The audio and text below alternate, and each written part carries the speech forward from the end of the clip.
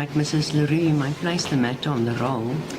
As the court pleases your worship, today then, as I said before, RC 180 of 2025, Regional Court 1, the appearances are still as it was on the previous date. Presiding officer, Mrs. Prinsloo for the state, Ms. LaRue. For the defence is Mr. Hodes on brief from Kwashu attorneys. There is no interpreter needed in the proceedings. Your worship, I was granted an indulgence by this court to prepare a response to the bail application of the bail affidavit submitted by the applicant. Herein, his bail affidavit, that was the last numbering. His bail affidavit was BA 3.1. Just to place it again on record. Sorry, just before you proceed, the applicant may be seated. Thank you, sir. His bail affidavit was BA 3.1. The state's original bail affidavit was BA 3.2, which was then followed by two further supplementaries, BA 3.3 and BA 3.4. Your worship, I've therefore prepared a third supplementary affidavit, which I will number with the court's agreement as Exhibit BA 3.5. I'm handing now to the court the originally signed and commissioned affidavit in this regard. Thank you.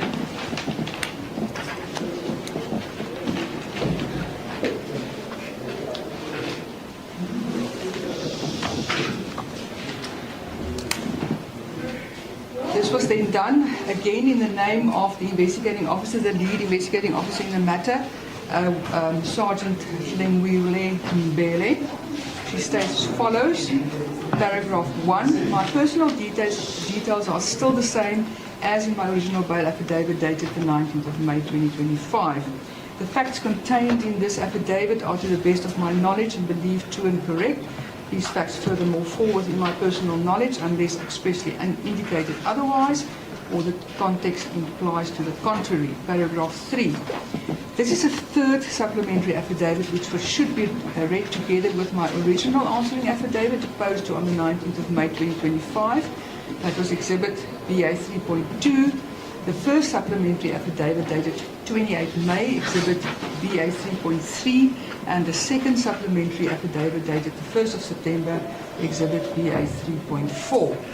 Paragraph 4, 4.1. The purpose of this affidavit is to comment on allegations contained in the applicant's bail affidavit, which was handed in as Exhibit BA 3.1. 4.2. Before I proceed to respond to specific aspects raised in the applicant's affidavit as a general observation, it should be noted that it is clear from the atmosphere created by his allegations that he wants to drive a certain narrative by which me and the rest of the investigation team is painted in the worst possible light, despite the fact that we were only fulfilling our mandate, which is to investigate crime and to bring this matter to justice.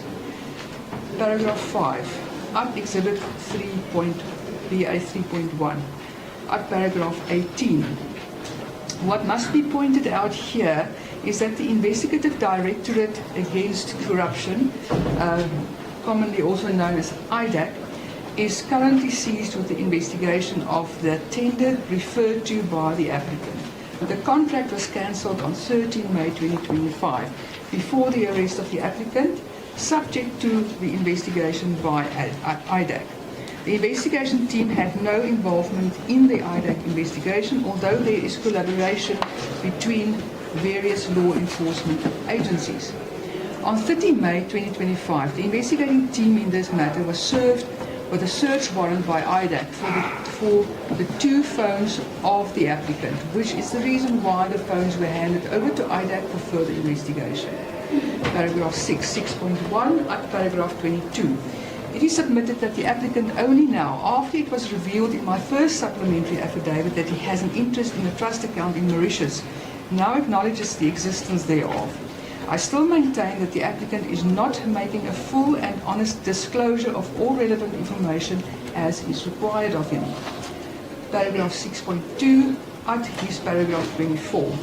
In paragraph 25 of his original bail affidavit, provided by the defence to the investigating team, the applicant states inter alia the following: I do not have any financial interest or assets in foreign countries.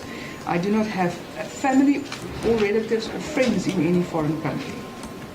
In a Section 212 affidavit from Home Affairs attached as HM1 to my original bail affidavit, that was Exhibit BA 3.2, Annexure A, the Home Affairs official stated in his paragraph 4 that he verified the information contained in his affidavit against 3 data systems.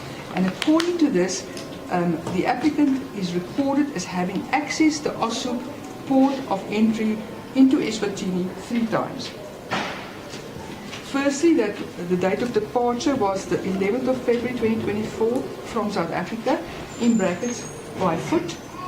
Date of arrival, 12th February, in other words, coming back into South Africa, also by foot. And then again, date of departure, 19 April 2024 from South Africa, also by foot. 2 aspects need to be highlighted here. The movement was on foot, and there is no entry showing him to have returned to South Africa after the 19th of April 2024. This then raises the question, for what reason did the applicant visit Eswatini for only 1 night each time? He apparently found it necessary to do so twice, once in February and once in April. This is again just another example of an aspect where the applicant is not playing open cards with this honourable court. It should also be noted that the applicant failed to attach a copy of his passport for the court to view. Paragraph 6.3, paragraph 25 to 27. It is not clear on what basis the applicant alleges that it is a well-known fact that the Home Affairs systems are unreliable. Furthermore, this court only has the applicant's say-so to this aspect, which must be evaluated against the prima facie evidence contained in the Section 212 affidavit by Home Affairs. 6.4 at paragraph 26. This is not true. I attach here to Annexure HM8 and HM9. I decided to continue with the numbering of the annexures from my second supplementary affidavit to avoid confusion. HM8 is a message on the applicant's phone where he requests his wife to send him the Eswatini ID, and HM9 is her response. In other words, the same message was also found on her phone. Paragraph 6.5, at paragraph 29 to 31, 38 to 45.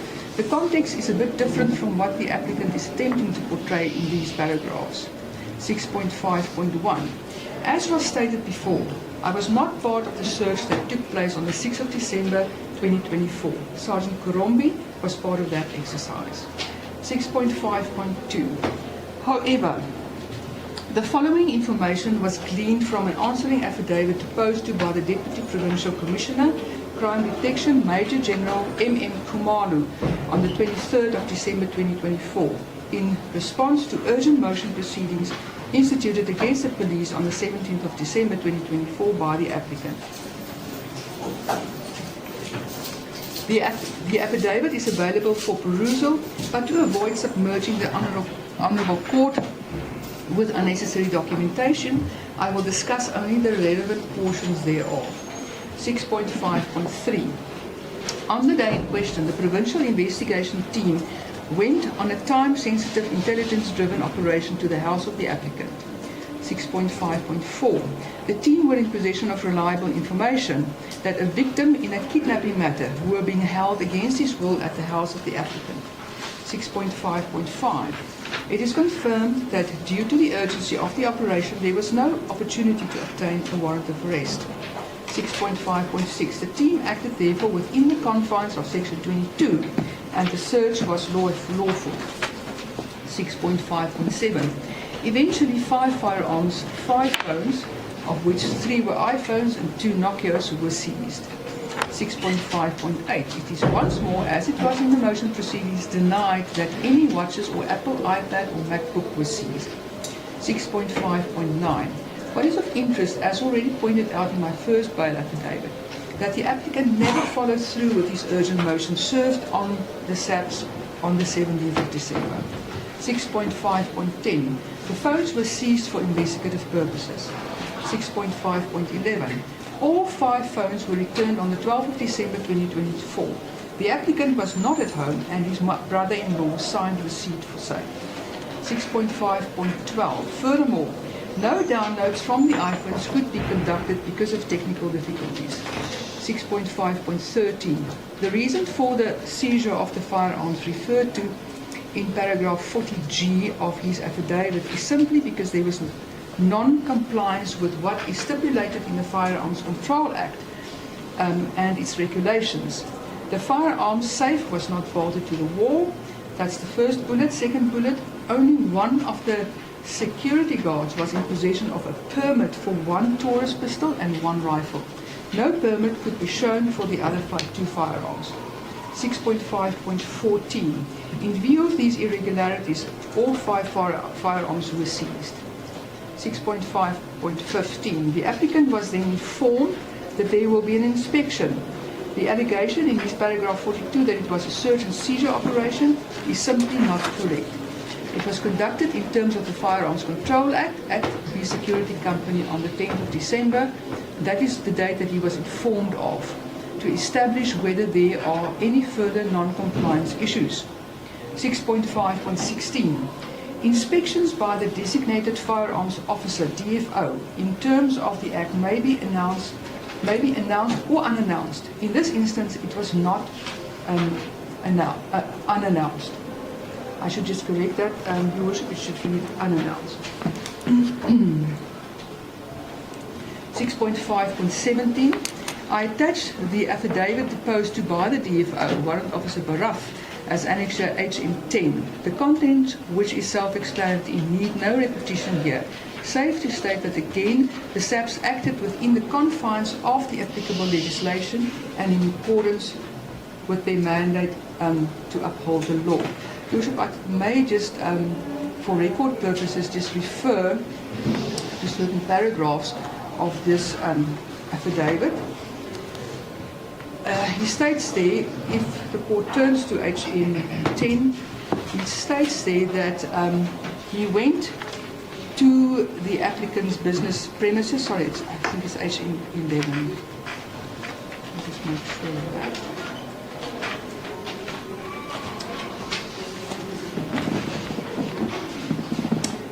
Your Worship, my copy didn't come out clear, so I can't see what is the numbering here.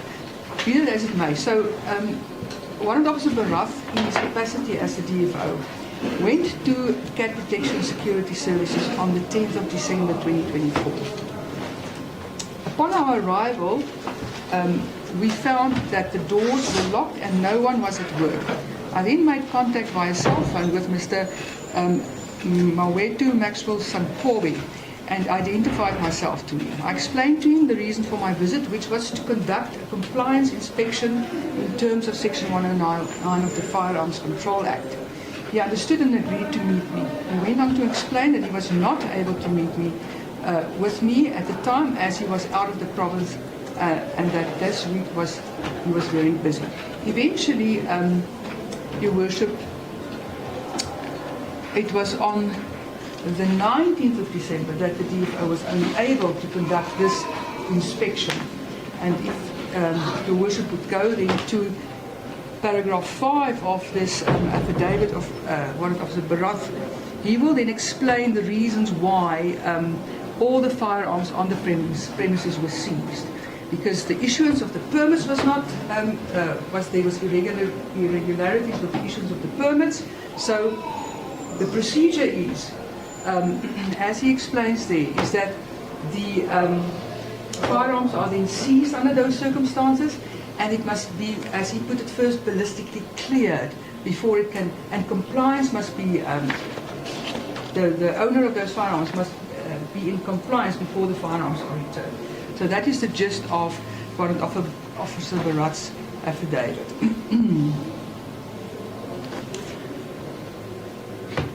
As I've already stated, paragraph 6.5.18, the seizure of the firearms on the 19th of December 2024 was done because there were irregularities with the issuance of the permits.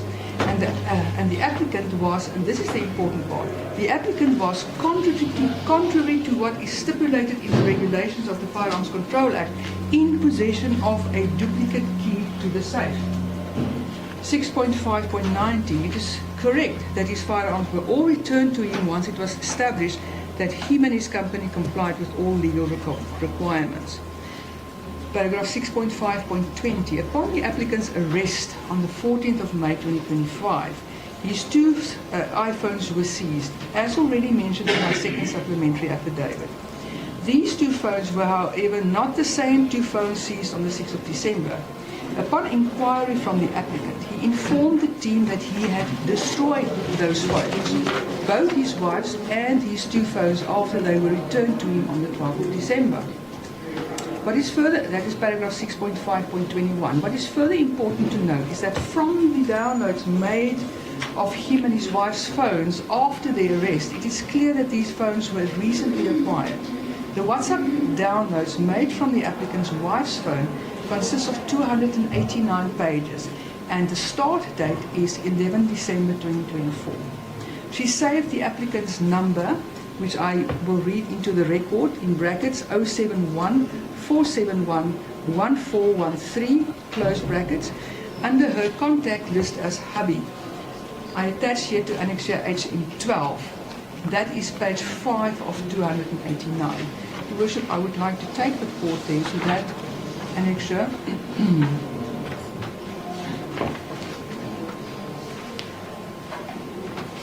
So if the court then looks there at the first line, it's numbered from 1 to 12 on that page.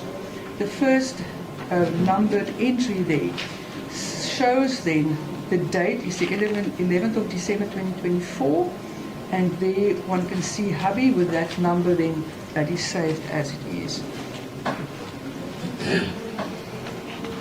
On page 179 of 289 and 180 of 289, that is Annexure HM9, which was already referred to, she receives a request on the 18th of March 2025 from the applicant to please forward him his Swati ID because he deleted it on his side. She then responds by sending him the picture of the Eswatini ID document. Your Worship, maybe we can just go then to HM9.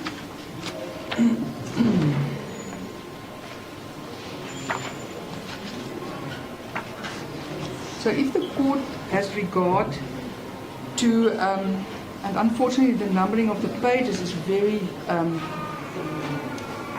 faint, but just for record purposes, on her downloads, this refers to page 179 and 180 of the downloads.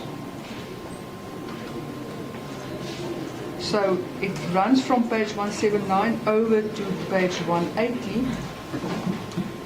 At the bottom of 179, Your Worship, you can once more see there that number of the accused, 0714711413, which is saved as hubby, on the 18th of March 2025 at 17:48:26. She receives this message, and then she responds a few seconds later on page 180, where she sends this picture of the false Eswatini identity card on the 18th of March 2025 at 17:48:59.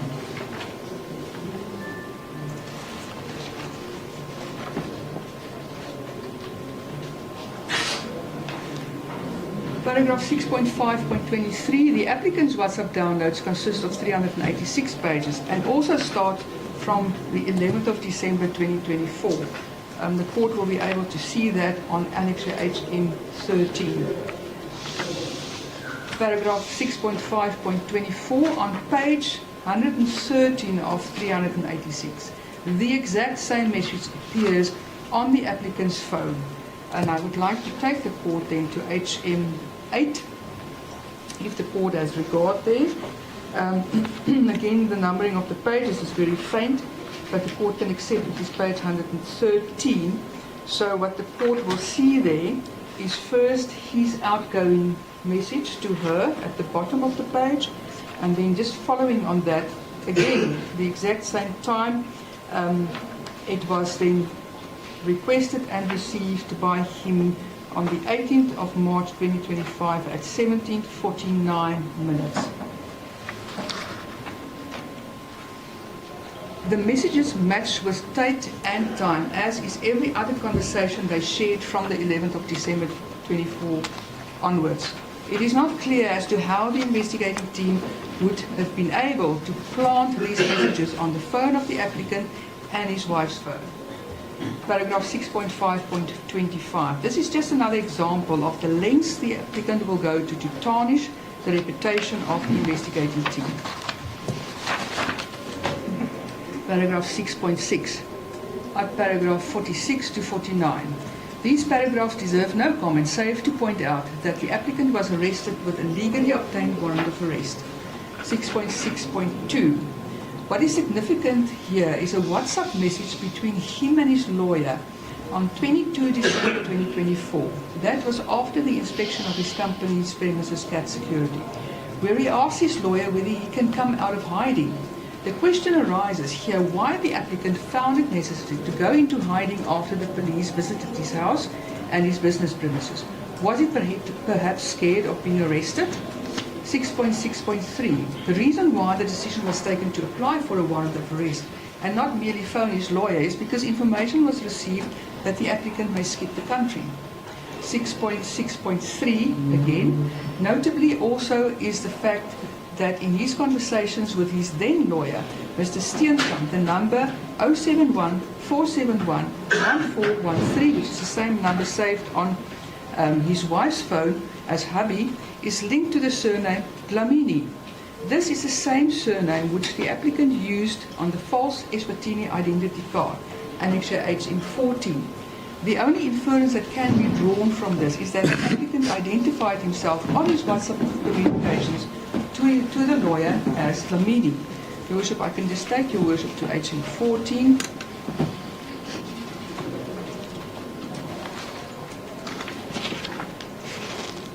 If the court goes there, it just consists of one page. So the second numbered WhatsApp outgoing message is from Dlamini under that number where he says, "Good morning. Please let me know if the police agree on the proposed date you suggested. And if they agree, can I go back home? I'm still in hiding even now." And then the lawyer responds, "Yes, that must follow that you go home, sir." So, Your Worship, I just need to also, again, go back to HM8.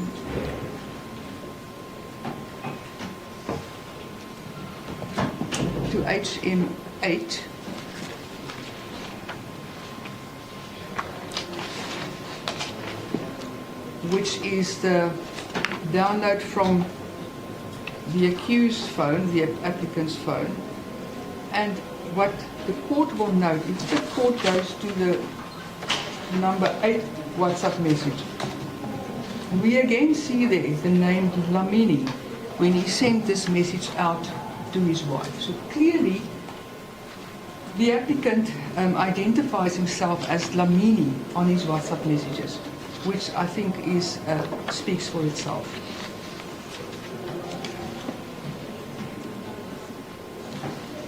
.7. What should be emphasized at the outset, before I deal with the allegations regarding the specific charges against the applicant, is that the investigating team and I took the investigation over at the end of December 2024. At that stage, the investigation in all three of the dockets referred to below came to a dead end and no meaningful progress took place. In some cases, the investigation had to virtually start from scratch, as is the case in specifically the Littleton and the Pretoria West matters. Witnesses were too scared to talk, and in the Pretoria West case, the police docket could not be traced. This meant a duplicate docket had to be opened. With regard to the Sandon Cas 436 of 10 of 2023, that is at paragraph 50 to 80 and 114. I consider it unnecessary to discuss the evidence in detail, save to say that a warrant of arrest was issued by a magistrate upon affidavit that showed a prima facie evidence against the applicant. 6.7.2. The evidence against the applicant is circumstantial. As is the case in all contract killings, the person who orders the hit will always remain in the background. In this instance, the killing of Babita Diukaran is a good example where the gunmen were convicted but the person who ordered her killing is still at large. The evidence against the applicant should be evaluated against this background. 6.7.3. It is true that the complainant in the Sandton matter made contact with the applicant at stages after the shooting incident. The purpose of these contacts was to confront the applicant and inquire from him whether he was the responsible person behind the shooting. These contacts are, however, no longer taking place. 6.7.4. Further pertaining to paragraph 56, it is reported that there are no annexes BM brackets A to D attached to the applicant's affidavit. 6.7.5, the Honourable Court is further referred to my discussion of the evidence against the applicant in my original bail affidavit in paragraph 9. 6.7.6, I find it curious that the applicant was unable to understand the voice note since he is Setswana speaking himself. However, the applicant is referred to one of the investigating officers, Sergeant Satori's affidavit, numbered A60 in the docket, and specifically paragraph 12 of the affidavit. This paragraph 12 of the A60 reads as follows, Your Worship. Evidence found on the cell phone of downloads of Musa Kekana, that is accused number 1, shows Musa Kekana chatting with Tiego Danny Mabusela, that is accused number 2, via the WhatsApp as follows.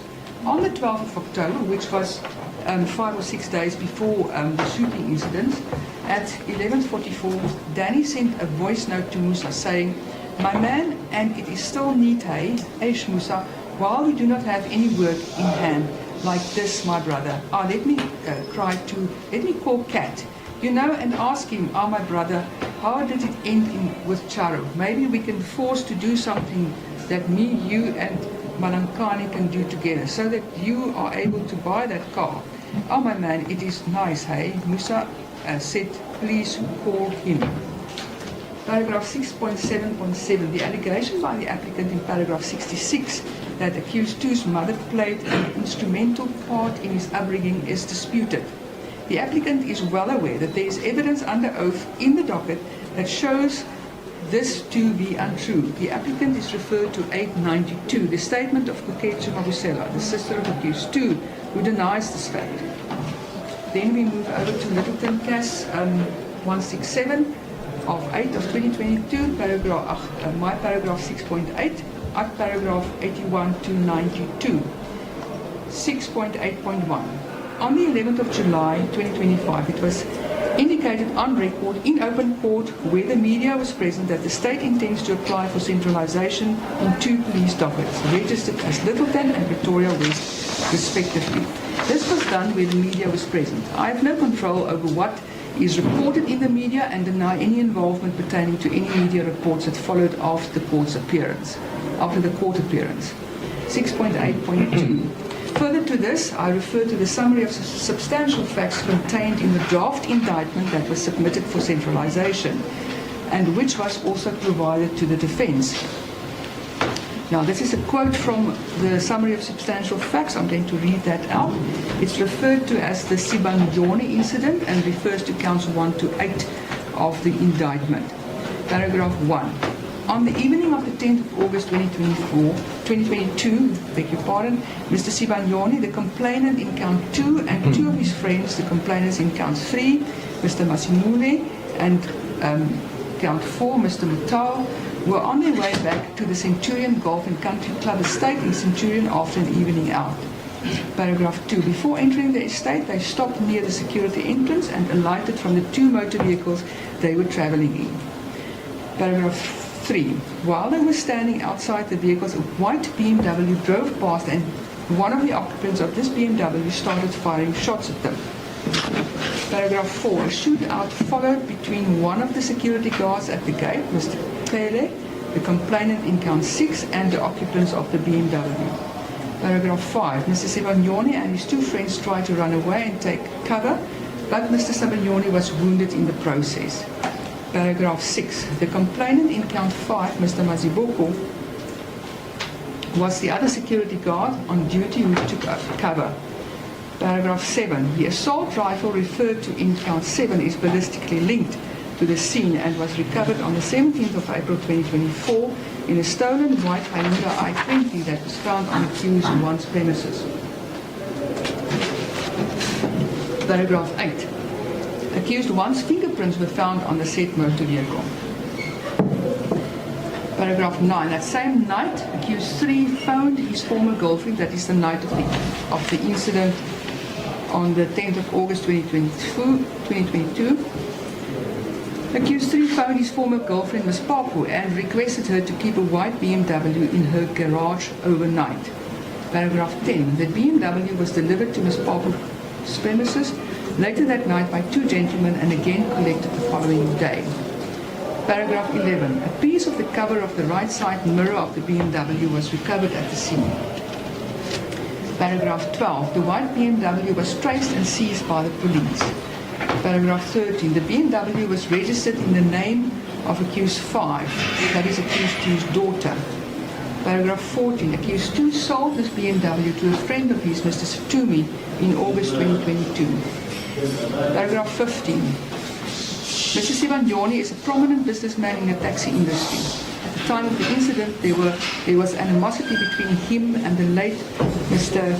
Yotan Zanimvula Msidi, aka Muswazi or Muswati, another prominent businessman in the taxi industry. Accused 3 security company, Cat Security Services, provided security services to Mr. Msidi at the time of the incident. Pretoria West Gas 8 of 1 of 2024. Paragraph 6.9 at paragraph 93-202. As already stated upon investigation, this police docket mysteriously disappeared and had to be reconstructed. This entailed that witnesses had to be approached afresh to depose to affidavits in certain instances. 6.9.2. At no stage was there any undue influence on any witness to depose to an affidavit. 6.9.3. What is, however, true is that witnesses are understandable fearful of their lives once it became known that they were approached by the police. 6.9.4. At all times, the investigating team acted within the confines of the law. 6.9.5. With reference to paragraph 94, it is recorded that the incidents did not happen in 2022, but in January 2024. 6.9.6. It is confirmed that part of the evidence contained in the Pretoria West case refers to a conversation between the complainant and the applicant, where applicant admitted to being responsible for the attempt on the lives of the complainants in all 3 of the cases. Paragraph 6.10, at paragraph 103, 104 and 117. Paragraph 6.10.1. Subsequent to receiving a request in correspondence on the 4th of September 2025, the defence was informed that the phones could be collected from the investigating team by prior arrangement. Your Worship, I can just add here, at the time of the drafting of this affidavit, it was not clear whether the phones were collected or not. Apparently it was not collected. The phones are, however, still available for collection by the defence. Paragraph 6.10.2. It is once more denied that any evidence was planted on the applicant's phone. The investigating team is not in possession of such technology. Paragraph 6.11 at paragraph 106. 6.11.1. The centralization of the 3 cases is considered to be in the interest of justice. 6.11.2. It is further recorded that the defence were given the opportunity to indicate whether they object to the application for a centralization. They did not raise any objection in this regard. With regard to the exceptional circumstances, paragraph 6.12 at paragraph 109, it is recorded that the incidents happened in 2022, 2023 and 2024 respectively. It is not true that there is no evidence linking the applicant to the crimes. 6.13 at paragraph 110. It is once more denied that witnesses were threatened. I find it strange that the applicant's wife does not know what the charges are against her, given the fact that she was served with a provisional indictment. paragraph 6.14 at paragraph 111. I'm aware that there is an investigation conducted by IPIT. Safe to state that me and the team vehemently deny any untoward conduct. I will not comment on these unfounded allegations. It will not be the first time that people, for various reasons, lay false charges against the police. Paragraph 6.15 at paragraph 112. This is simply not true. Once more, the applicant is going out of his way to make false and unfounded accusations against me and my team. The correct position is that the investigation team seized the computer box to maintain the integrity of the ballistic evidence. At no point was the computer taken to a private location in KZN. I attach here to the affidavit posted by Colonel Ragetse, which speaks for itself. This refers to Annexure HM 15.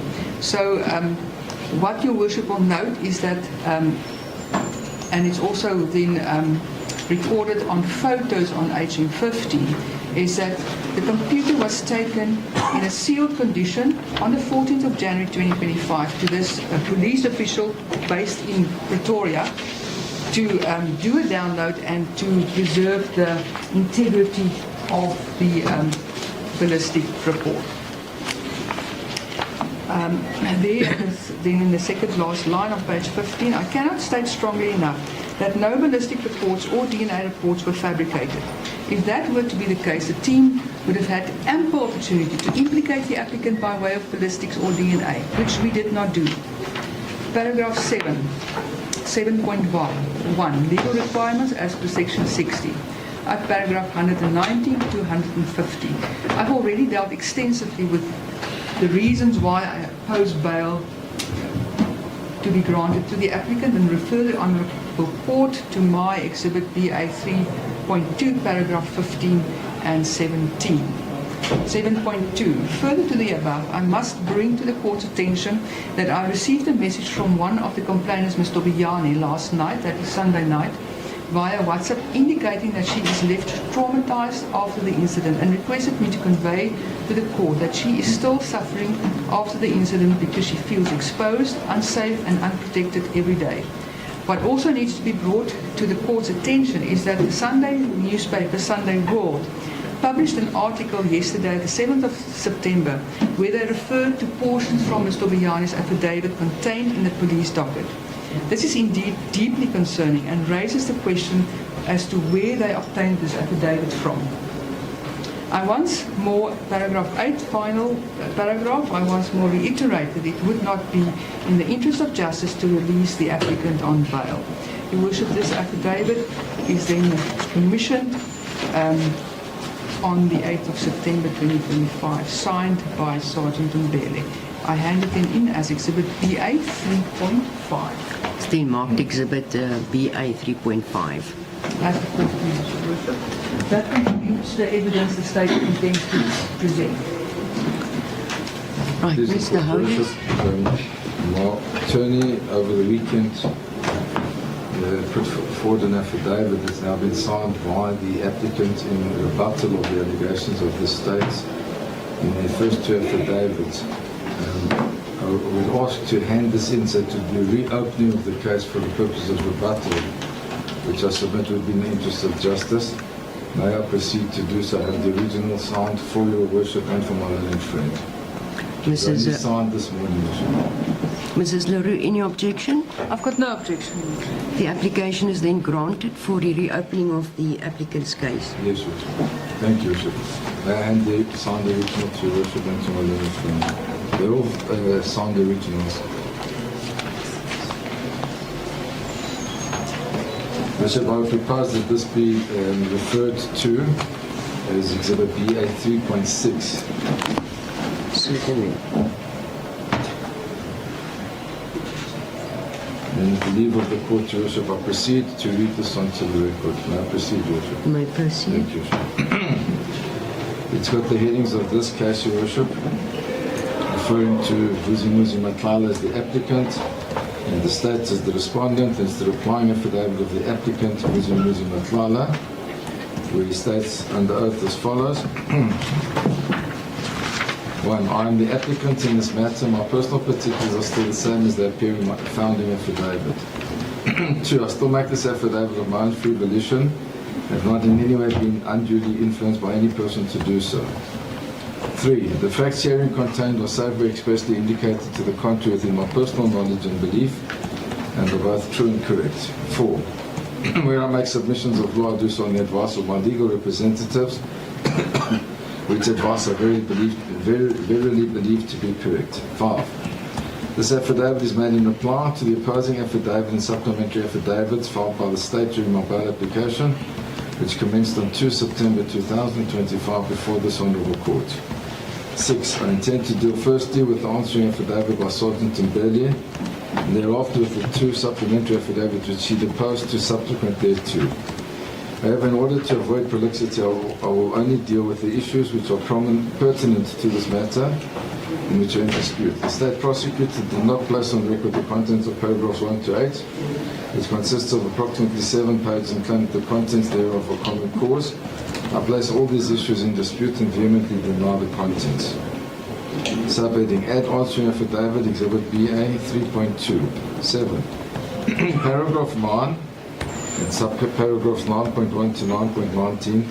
Sergeant Mbele alleges specifically in paragraph 9.4 that Ms. Malinga was wounded in the shooting, although indications are that Mr. Tobajani was the actual target. This is followed by paragraph 9.5, in which Sergeant Mbele seems to qualify the above contention by stating that Ms. Tobajani was in a relationship with me. 8. What Sergeant Mbele deliberately withheld from this court is that my relationship with Ms. Tobajani only lasted for approximately 13 months, and the shooting incident took place on 3 years after the relationship had ended, and that I was the one who ended it. The allegation falls short of demonstrating motive and the nexus in whatever way one looks at it. 9. In what follows in paragraph 9.6 and 9.7, Sergeant Mbele makes bold allegations that my relationship with Ms. Tobajani had an acrimonious ending, that I made certain utterances towards her that I'm a dangerous man, which is a quote, Your Worship. Sergeant Mbele refers to nothing in support of these bold utterances. There is no substance to these unsubstantiated speculative assertions. They are mere falsehoods. I expressly deny them. In 9.8 to 9.10, there is reference to communication between the first 2 accused in the matter. Sergeant Mbele has failed to record that there was no communication between the first 2 accused and me during the period in question. I also deny that I communicated with them during that period. If I communicate with either of them, it would have been nothing to do with this matter, the allegations which I have no knowledge of. 11. Sergeant Mbele further adds a quotation ostensibly of what was sent as a voice note by accused 2 to accused 1. Sergeant Mbele has not informed this court in what language the voice note was sent, and from which number and to which number. In any event, there is no connection between that message and me. 12. Sergeant Mbele has translated the voice note, but she has not provided the typed version of the voice note in its original language and form. Furthermore, Sergeant Mbele has not provided a transcribed and translated version of the voice note. Sergeant Mbele further fails to provide any context whatsoever to the voice note. In the circumstances, this Honourable Court is left none the wiser, but is expected to draw negative inferences against me by speculating about what the other 2 accused could have been discussing. I reiterate that I was not involved in any way in that discussion, and it is evident from the chats introduced by the State. 13. In other words, Sergeant Mbele is asking this court to make inferences that when the two accused allegedly made mention of cat spelled with a C or cat spelled with a K in the voice note, this court and the trial court must conclude that I was the subject matter and the mastermind for the shooting of Ms. Tobajani without any demonstrable motive. This is with respect to long and unsustainable threats by the State. 14. Sergeant Mbele further refers to an electronic funds transfer of 20,000 rand from our company account to the business account of accused 5, which apparently took place on the same day. Once again, Sergeant Mbele has failed to mention any of the prior deposits from our company's accounts to the same account and that of accused 2 dating back to 2020 or 2021. This is intended not only to mislead this Honourable Court, but also to require this Honourable Court to draw negative inferences and speculate that I paid the said funds for the shooting of my ex-girlfriend almost 3 years later with no motive to do so. There is no legal or factual basis to do so and to ignore the other transactions. 15. I wish to emphasize that I have absolutely no interest whatsoever to have been involved in this shooting incident.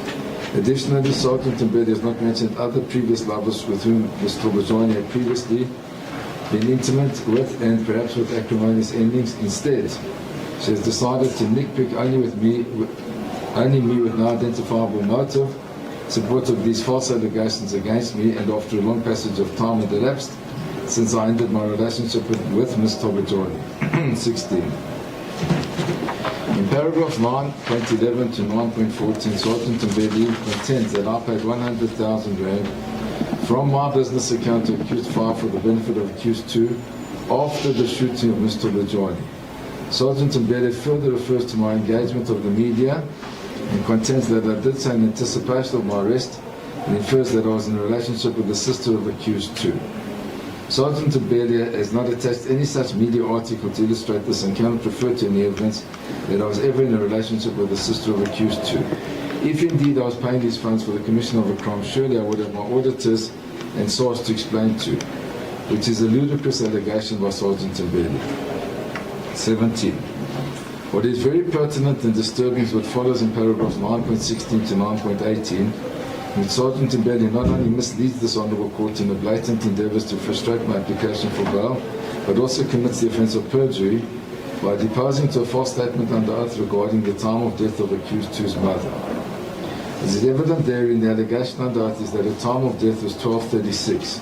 This is in stark contrast to a sworn affidavit obtained by a colleague, Sergeant Kurumbi, on 28 May 2025 from the Gauteng Emergency Services personnel that is marked A98 in the docket, in which the department states that they attended to an emergency call about accused 2's mother, and they established that she had died in the presence of family members between 2 a.m. and 3 a.m. that morning. A copy of the affidavit A98 is attached and marked as RA1. Worship will see that the RA1, that is A98, and I'll just identify it for the court.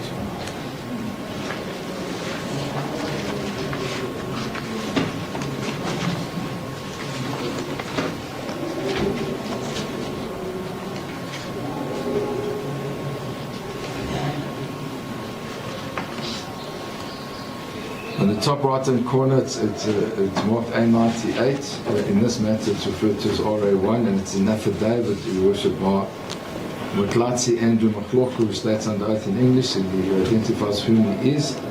And he says that he reported on duty on the 17th of October 2023. And he continues in paragraph 2, Your Worship, second line, says, during the early hours of 2023/10/18, although I'm not certain of an exact time, and I believe it was between 0200 hours and 0300 hours, when Mosibudi received a phone call which informed me that it was the sister of her boyfriend, informing her that there was something wrong with her mother. Mosibudi asked me to accompany her to her boyfriend's house, number 125 Joe Slover Street, Lotus Gardens. We then proceeded to the house, and upon arrival we found 2 African females, one known to me as Gaga and the other one is unknown to me. Gaga led us to the room where her mother was sleeping. Myself and Mosibudi found Mrs. Rebecca Mabasule sleeping on the bed. We checked for a pulse, and unfortunately she did not have a pulse. I then declared her dead. I then completed the declaration of death form. I then informed the family that Mrs. Rebecca Mabasule is deceased. The time was about to leave. I saw Mosibudi's boyfriend Danny Mabusele and his daughter and Tabi Singh Mabusule entering the house. After the family we then left to return to work. Now, Your Worship will say this is a statement, Your Worship, that was signed on the 28th of May 2025 and provided in this docket. So it makes it clear, Your Worship, that to state that the person died at 12:38 is incorrect and a mistruth with respect, particularly when there is such a statement in the docket as we see here, Your Worship, as A98.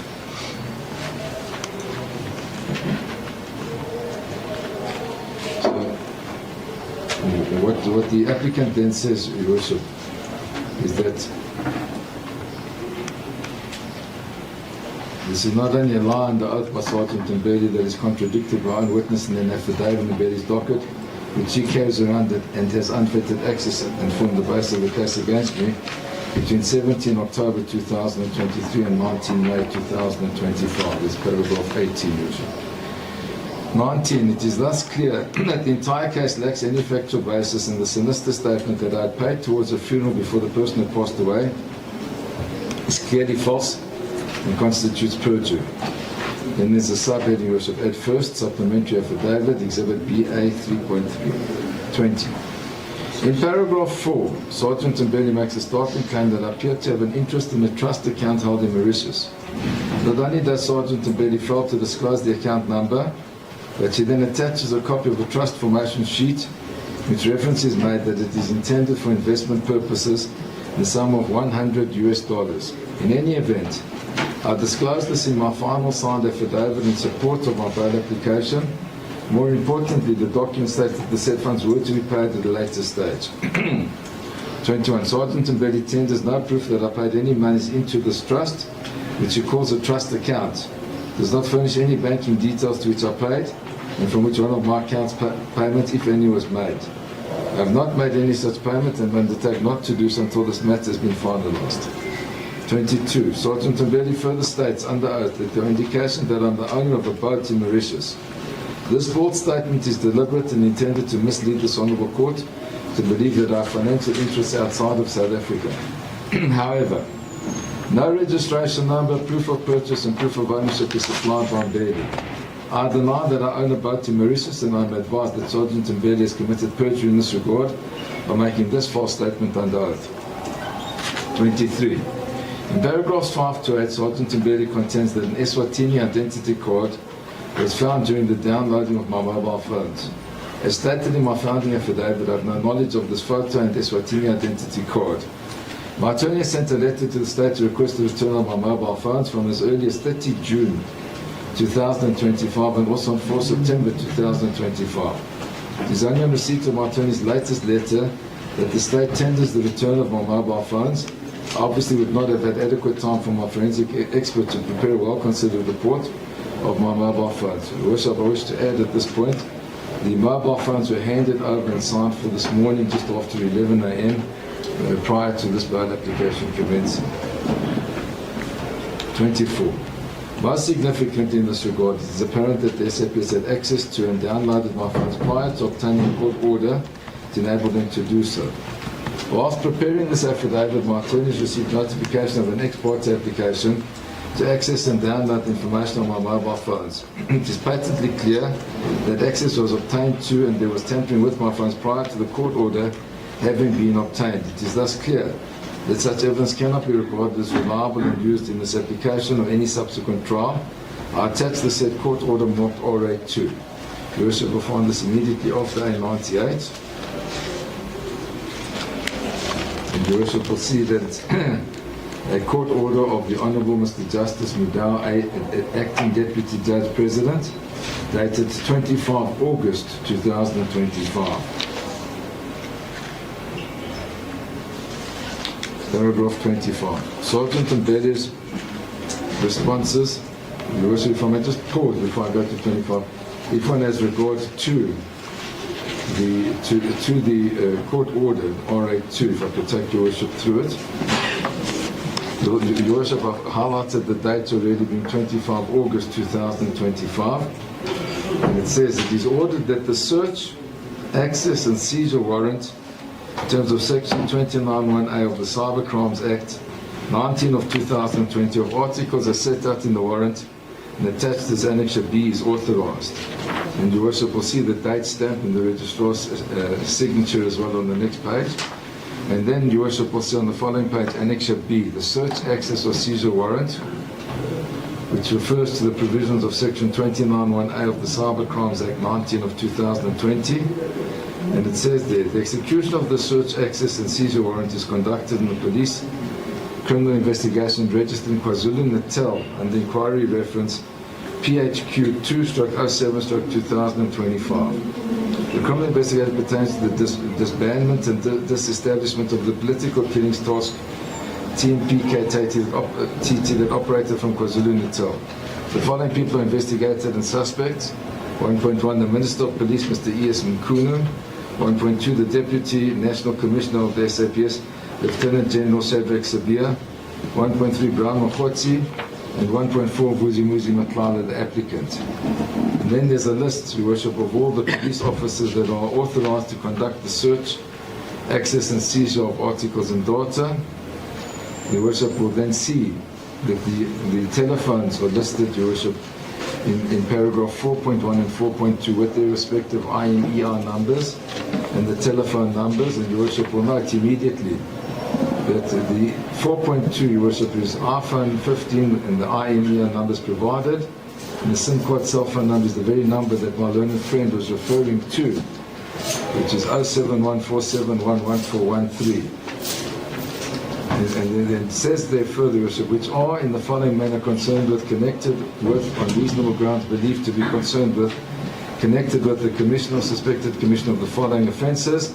Your Worship will see they're defeating and obstructing the course of justice, fraud, corruption. And furthermore, also afford evidence in the commission or suspected commission of the following offences.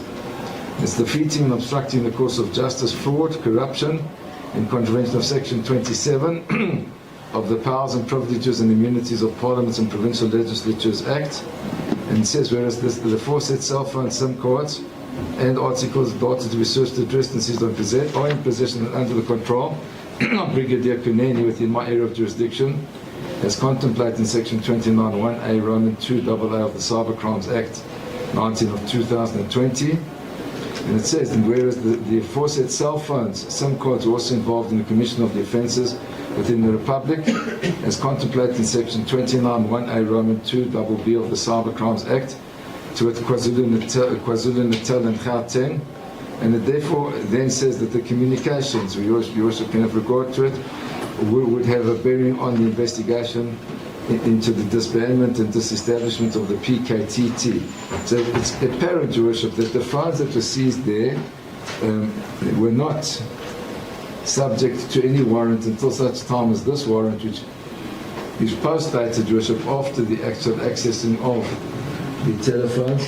And if one has regard to 9.4, Your Worship, it says, and this is what was marked as the previous page 28, it has the date stamp of 25 August 2025, and it says all communication in whatever form between the suspects or third parties discussing the police operations at Matlala's homes on 6 December 2024.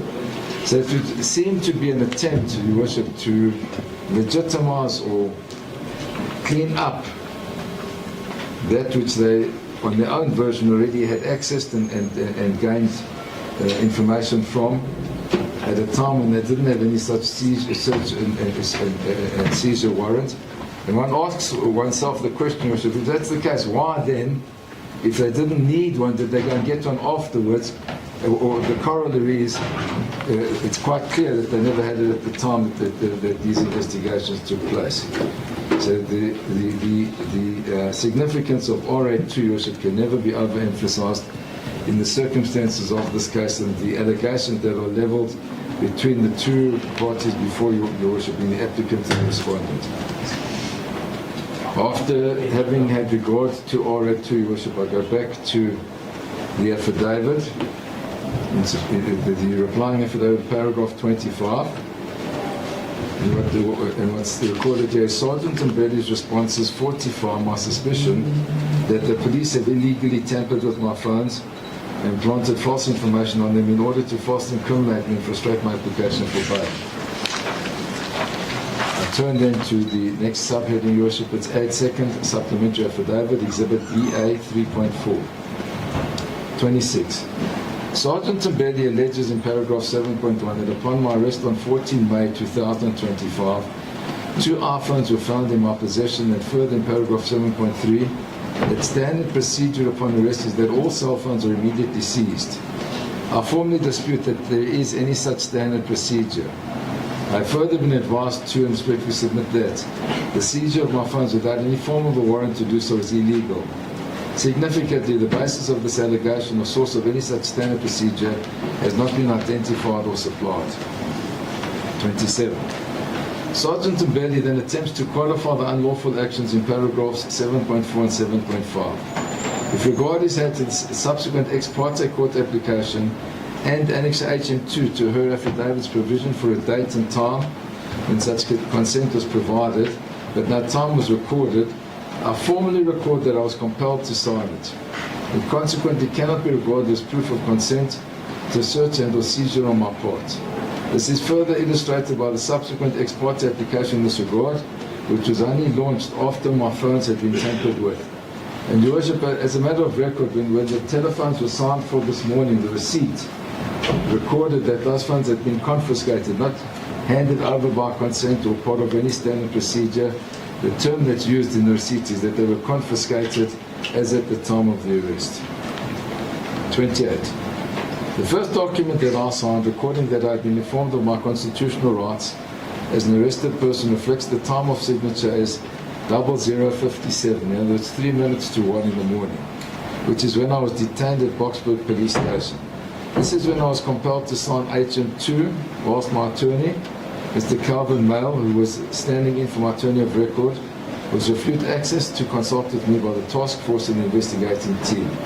The signed notice of rights reflecting the date and time is attached and marked annexure RA3. Your Worship will see after that court order, we have RA3, Your Worship, and RA3 is in the docket, Your Worship, as A75, and it explains that the notice of rights in terms of the Constitution, which is a standard procedure followed by every detained person to make them aware of their constitutional rights, Your Worship, was signed at Boksburg on the 15th of May 2025 at 00:57, another 3 minutes to 1 in the morning.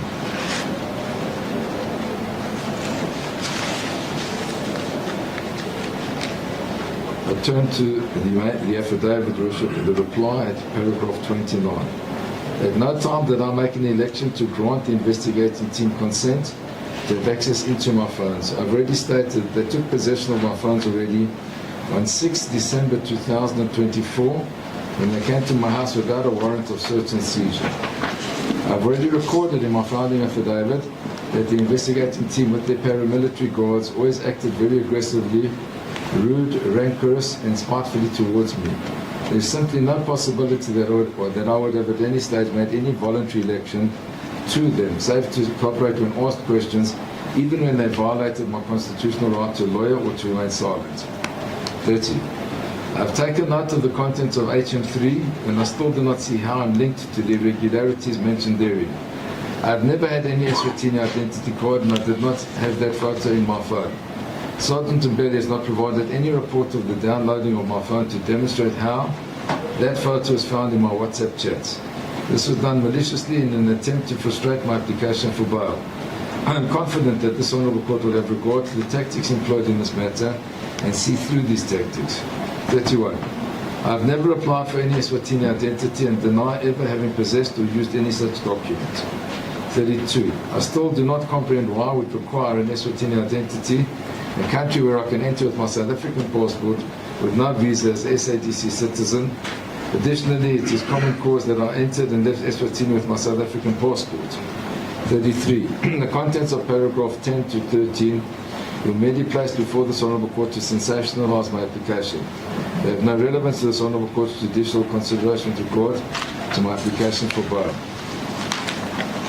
34. The evidence presented by Sergeant Mbele in this regard does nothing more than fuel the irrational suspicions of me.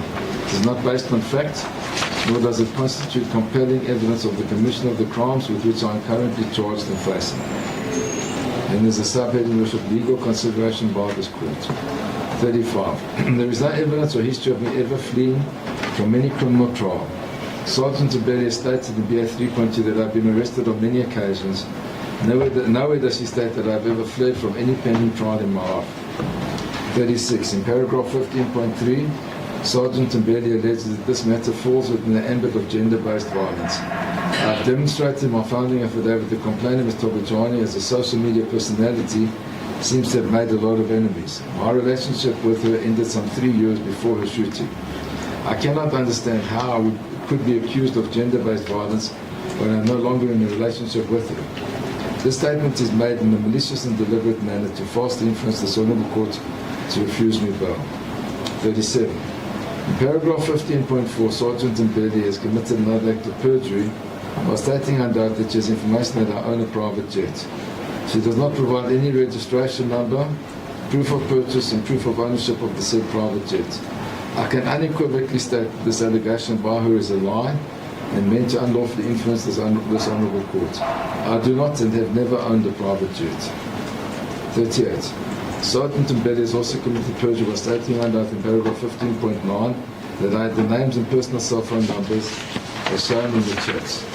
Although the phone was downloaded unlawfully, on scrutiny of the chats provided by Sergeant Mbele, it appears to me that the one complainant, Austin Mukubong, nicknamed Vetties, is the one who sent all those details to my phone. The state should be in a position to emphatically state the origin of those details, including the said videos in the chats, which they attached to BA 3.2. 39. The state has made a series of wild, unsubstantiated and speculative reasons in connection with the two payments of 20,000 Rand and 100,000 Rand to which I face charges. Instead, I proffered a verifiable and credible explanation, which is also confirmed by the recipients of the said funds. Furthermore, contrary to the state's suspicions, I did not attempt to hide the origins of the funds. They emanated from my company's business account. 40. The state is drawing this court's attention to the issuance of receipt by the funeral undertaker as constituting the commission of a crime of fraud or even forgery. Perhaps the question that should be asked is whether Mr. Poku's undertaker conducted the funeral of the late Mrs. Mabusela or not. This question should be followed by whether Mr. Poku had accounted to the Mabuselas for the funds which he received for the services which he rendered for their mother's funeral. 41. In my considered view, it is of no moment that the receipt was drawn up in Mr. Poku's invoice book in 2025, which he has direct control over. If having issued the said receipt 2 years after the services were rendered is an offence that could only be committed by his company and not anyone else. Subhead in conclusion. 42. I submit that I've successfully met the legal requirement and the burden of proof to demonstrate on a balance of probabilities that the state's case is not only weak but non-existent. I've also succeeded in proving that the interests of justice do permit my release on bail. 43. My travel documents have already been handed to the state on or about 13 May 2025, following their demand therefore. I complied with their demand simply because I have nothing to hide and no reason to flee from such a weak case. There is no evidence of any incident in which it can be referred to that I have ever travelled in a different passport or names. 44. If required to, I'm prepared to submit to house arrest as a bail condition pending the finalisation of this matter. This will enable me to run my businesses, support my family and dependents, as well as prepare my defence. 45. When regard is had to the seriousness of the charges which I currently face, the evidence of the so-called Eswatini ID photo, which was planted in my phone, is of less probative value, and the totality of the evidence that I have adduced illustrates the non-existence of any case against me. 46. It must always be borne in this court's mind that I'm facing charges ranging from attempted murder, conspiracy, money laundering and the like. As it stands, I'm not facing charges relating to the copy of the photo of the Eswatini identity card, the same card which the state confirms that it has never been used by anyone and the original not having been found in my possession. 47. Furthermore, it must be noted by this honourable court that I've gone to great lengths to demonstrate that the state's case against me is non-existent, even though the bail schedule does not require me to do so. To the point where my attorneys have directed a letter to the state to assist in identifying any links between me and the commission of these crimes. There is absolutely no truth in these allegations and there is no identifiable nexus which the state can point to. I attach the letter referred to herein marked RA4. The Worship was RA4 is a letter on my attorney's letterhead dated 5th of August 2025, which is more than a month ago. He was referring to the request to centralise the matters and says, "I've taken note of the contents of your letter of 1 August 2025. Despite the fact that not all of the information that requested from you has been disclosed, we also failed to meaningfully respond to our letters that preceded your letter. The election to not respond and provide us with information that we have been instructed to request is neither in the interest of justice nor does it assist the parties in conducting the prosecution of this matter in the best interest of the complainants and the accused persons.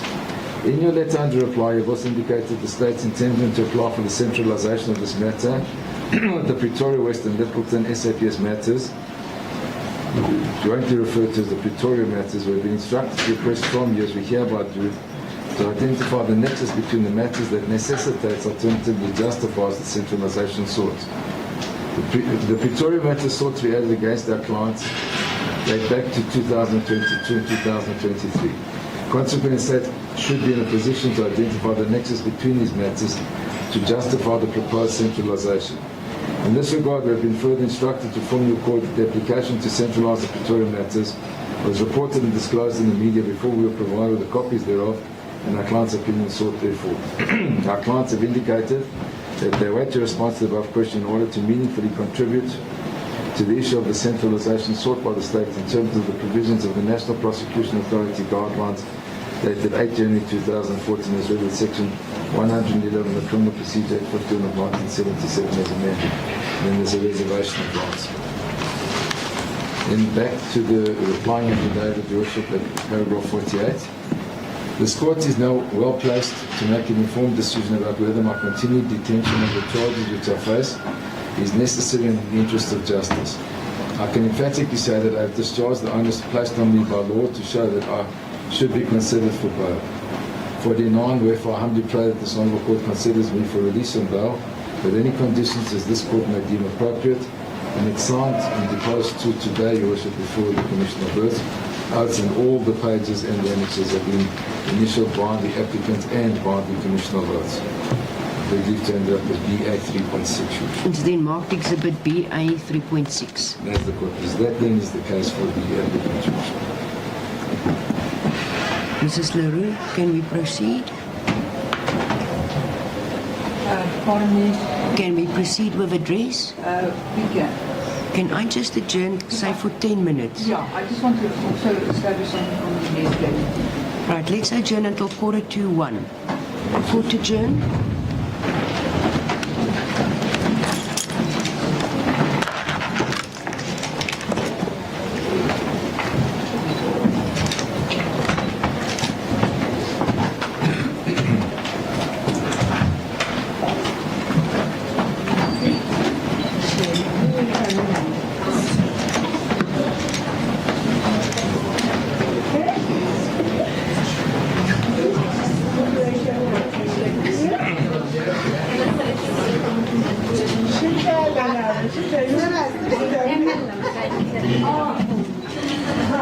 And then you still have to stand up. Okay? You're not going to stand up. Let me try to get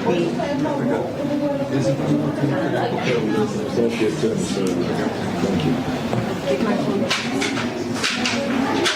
It's there. Yeah. Thank you. Right, are we back on record?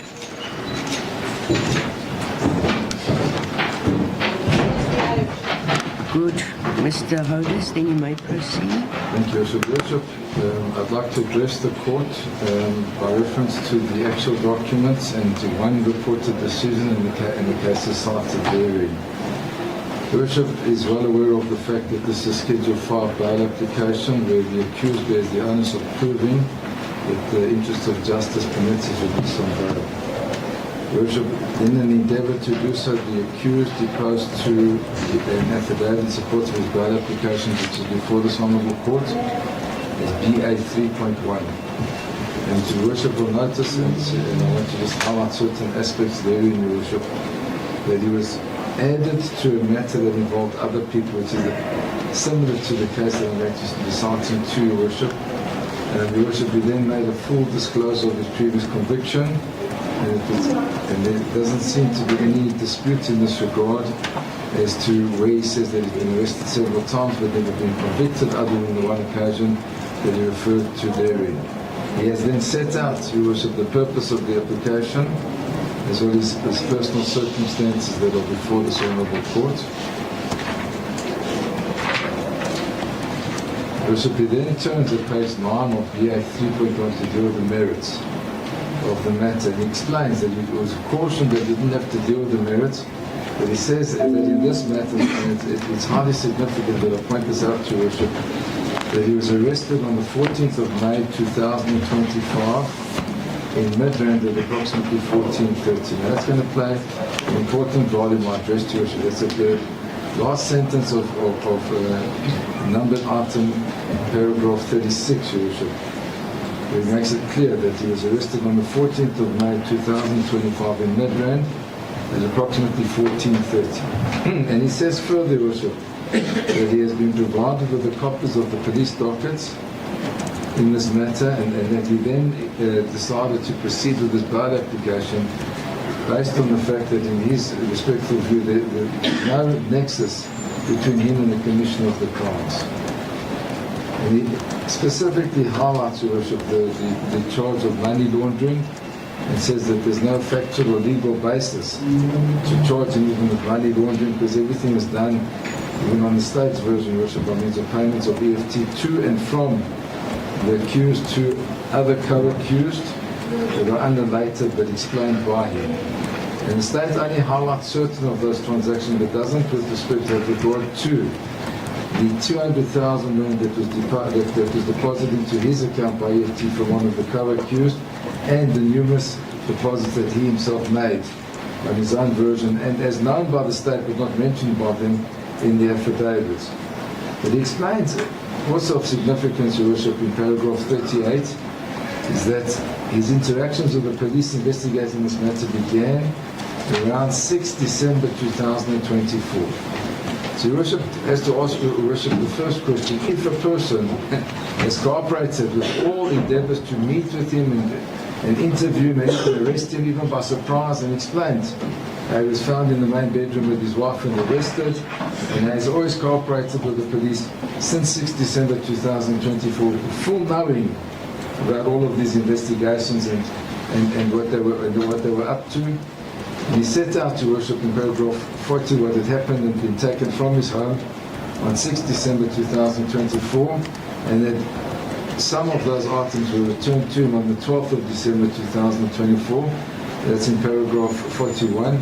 But that thereafter there was another visit by the members of the task force team on 19 December 2024, and that he was also at the police station in Brooklyn on the 31st of December 2024. And then, as we all know, Your Worship, he was arrested on 14 May 2025 in the afternoon. And he then sets out, Your Worship, the charges that are levelled against him under the Santon case, and denies any involvement in it, Your Worship. He also explains the payment of the money, paragraph 66, in that accused two's mother had been instrumental in his upbringing and emotional support. And he sets it out in great detail, and he mentions, as I referred, Your Worship, to the payment by accused two to him of 200,000 rand in paragraph 67, Your Worship, on page 16 of his affidavit. So he explains further the endeavours by his attorneys to secure the bank statements on which the state relies, that have made it clear, Your Worship, that the dockets have been provided. And then, Your Worship, as Your Worship well knows, in paragraph 81, he says that on 11 July 2025, 2 more dockets were added to the charges against him. He found this out through the media, and then subsequently received copies of those dockets as well by his attorneys on 1 August 2025. So there has been a docket disclosed, Your Worship, and he still maintains that there is no nexus to him, and he explains everything that the state has levelled against him. And he says this at paragraph 99, Your Worship, in relation to the one. He says, "I am yet to be provided with evidence which may seek to suggest that I had anything to do with the attempt on Betty's life, as well as the motive thereto." And that's consistent throughout his affidavit, Your Worship, that there's no stated motive or even reason for him to have been involved in any of these offences. And at 103, he highlights that his attorneys had requested the state's attorney's mobile devices that they could be examined because of what he contends are planted data information that was put there to falsely incriminate him on his unsustainable charges. And then he explains that there were exceptional circumstances, that he accepts it, and the state has accepted the onus is in terms of section 60 sub 11 sub B, the schedule 5 offence. And he then turns at 118 to deal with the specific requirements of section 60 and sets them out, starting with section 60 sub 4 sub A, B, C, and etc. Your worship, going to 60 sub 5, 60 sub 6, 60 sub 7, and 60 sub 8, as is required in law to do, your worship. But he says in paragraph 136, as I've told your worship, that he's been visited by the police on several occasions during the month of December 2024, and they don't dispute, your worship, that he had fully cooperated with them, even sending people to deliver keys and attending meetings as requested, despite having been surprised by the police in his home whilst in the bedroom with his wife. In BA 3.2, the state set out their opposition, your worship, and they say if they have a strong case and they rely on, as we pointed out, those payments, and but they do not in any way deal with his contention that there's no nexus, worship, between him and the other charges, and even the very first charge on which he was arrested. And so there's very little to dispute what he says, and they accept what he says in relation to his previous conviction, and they highlight that he's been arrested on a number of occasions, but that he's never been convicted on any of them. Then there was, as your worship well knows, the first supplementary affidavit, worship, where there's now an allegation of owning a boat and not having mentioned Mauritius. But as it was explained, your worship, the first affidavit done by the applicant that was handed to the state was a draft. He then finalised it, was settled by the legal team, and that then became the affidavit which he said, I don't have any assets in overseas. I did at one stage want to form a trust, but I haven't pursued it any further, and he's undertaken more recently not to pursue the registration of that trust.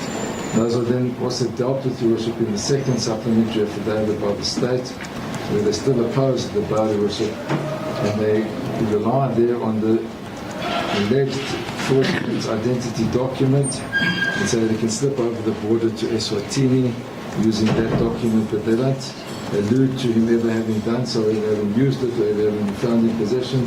The closest one gets is the exchange that's then highlighted further in the third supplementary affidavit, your worship, dealing with the messages that are alleged to be contained in his phone. So the phones will be a subject, your worship, of a strong attack. And the starting point on the third supplementary affidavit, your worship, would be that the police raided his house on their version. This is in paragraph 6.5, your worship. And they say there that when they went to his house in December 2024,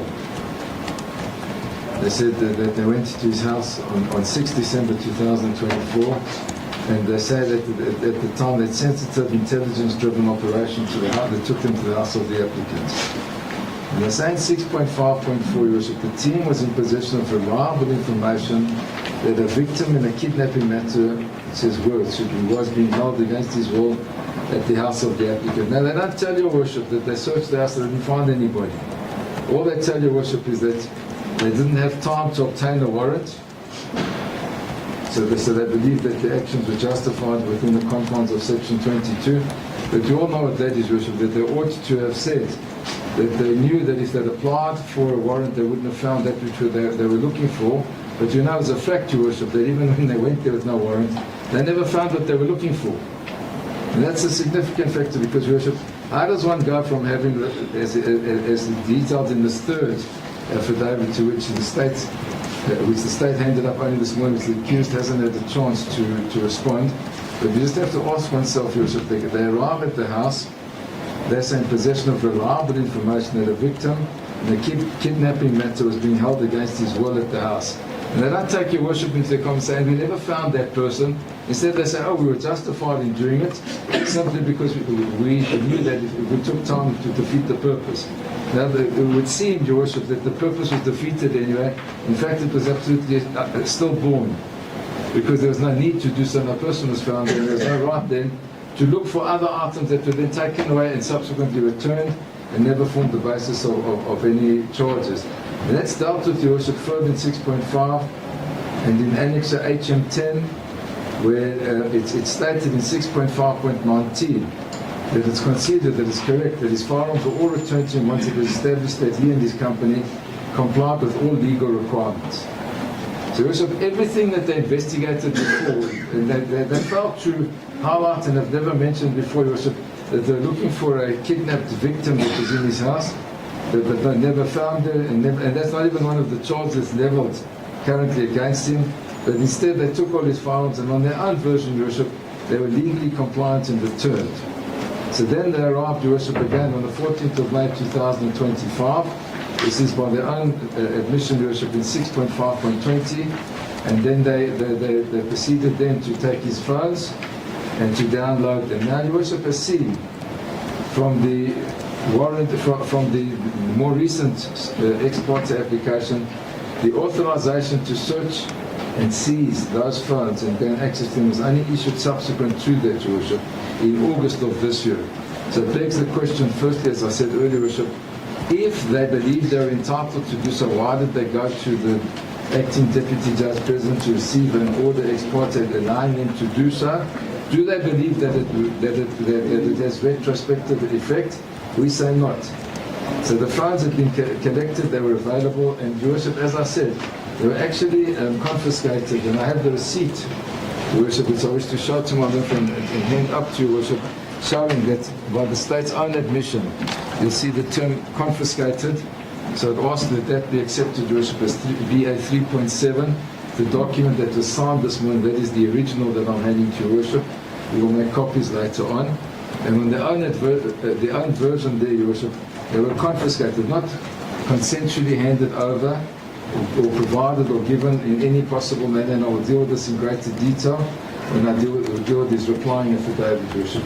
So it would become absolutely clear, Your Worship, that this is a case where they were looking for other charges to level against him, and with respect haven't succeeded in showing the nexus, despite all the correspondence requesting them to do so. So that, Your Worship, in our respectful submission, ought to sway the scales of justice in his favour in having shown that he ought to be released on bail in the interest of justice. But now if we turn to his replying affidavit, Your Worship, which was filed this morning, and where he deals with the papers that have been filed, Your Worship will know that he takes very, very strong issue with the submissions of Sergeant Mbele relating to ownership of a boat, ownership of property, and ownership of an aeroplane. And there's nothing with respect before Your Worship other than the sensational suggestions to say that they have information, or there could be information that leads to that conclusion.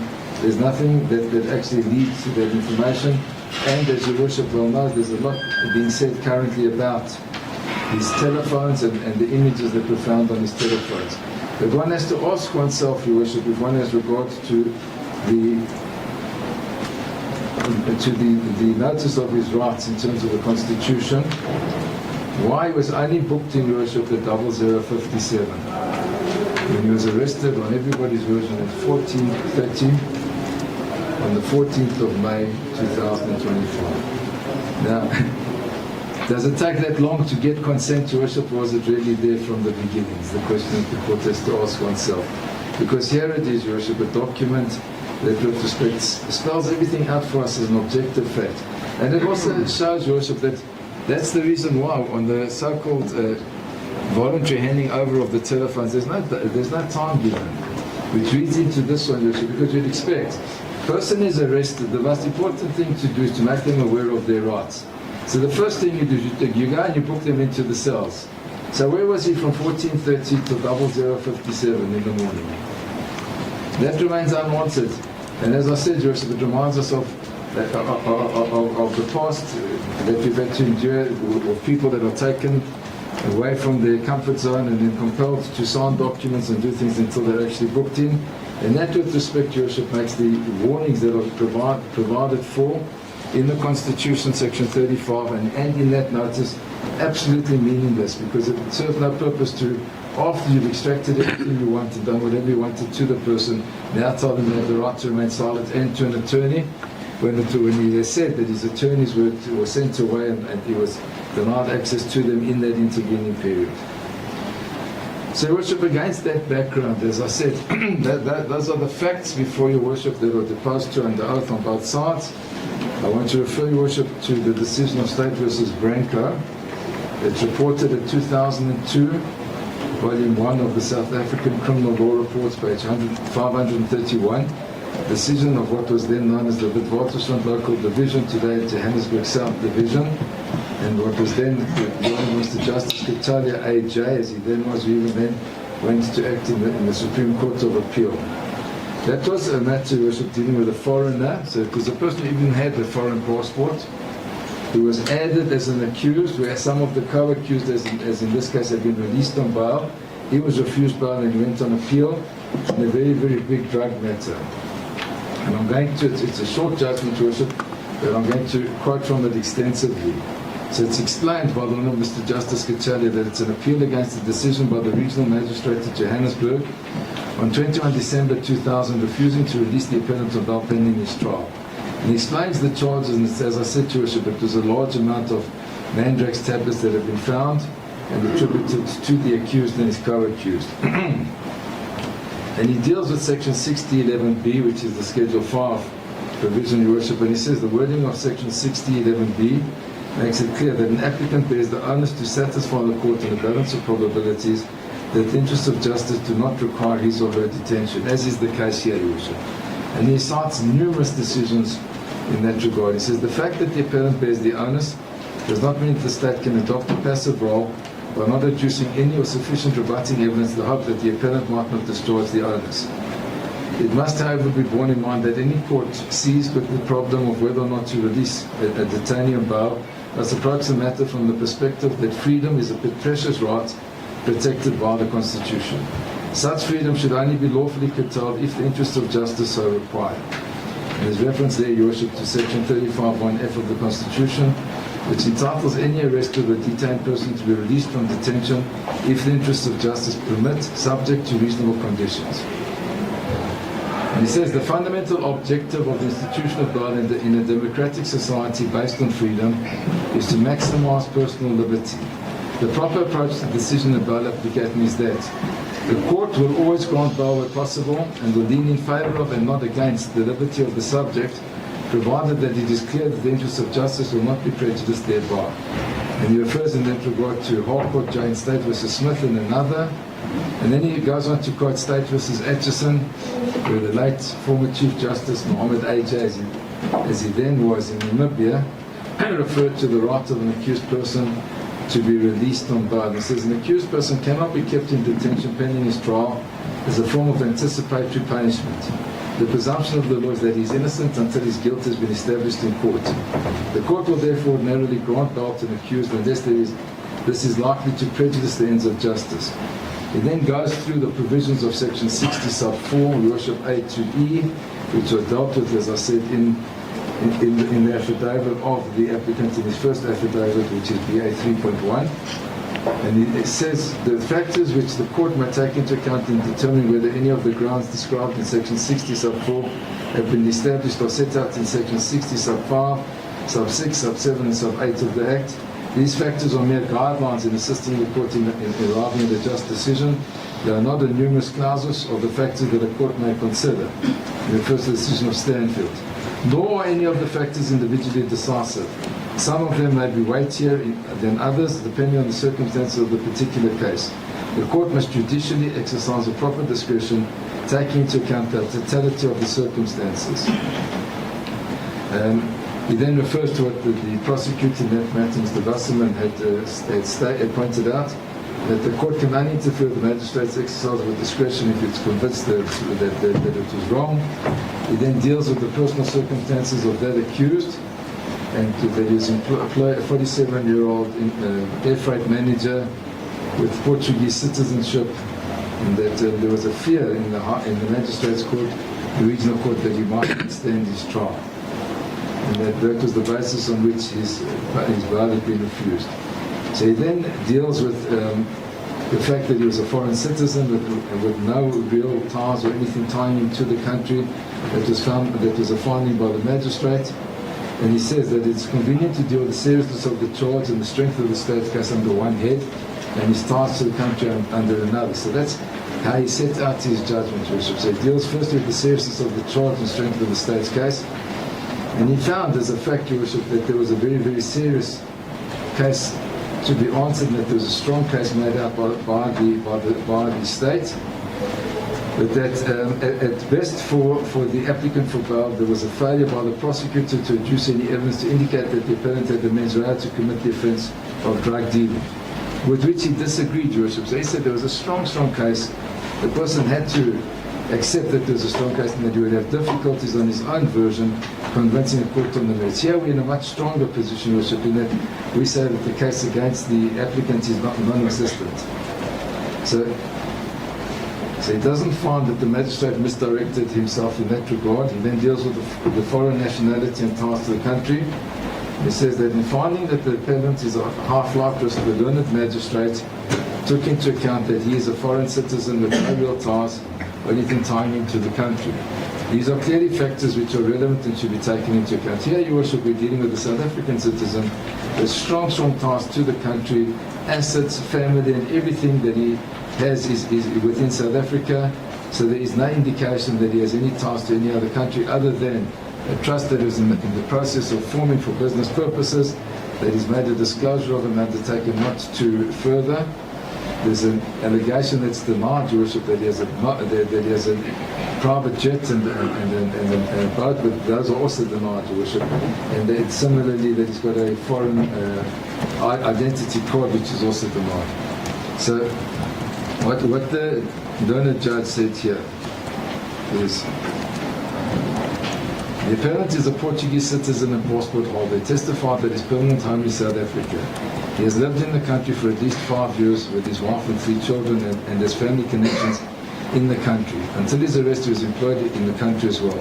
His emotional, family, community or occupational ties within the country are clearly significant. While he also has family connections in Mozambique, Portugal and Canada, there is no evidence that he has any assets or even business interests outside the country. In his evidence, the investigating officer puts it no stronger than that the appellant and his wife might be a flight risk. His passport is in the custody of the police. There is no evidence that he has the means to leave the country without travel documents. The fact that he is a foreign national does not in itself preclude the court from considering granting bail. This factor must be weighed with other factors in deciding whether or not to grant bail. Even serious charges would not in itself preclude a foreign national from being granted bail, refers to the Penera and Atchison decisions in this regard.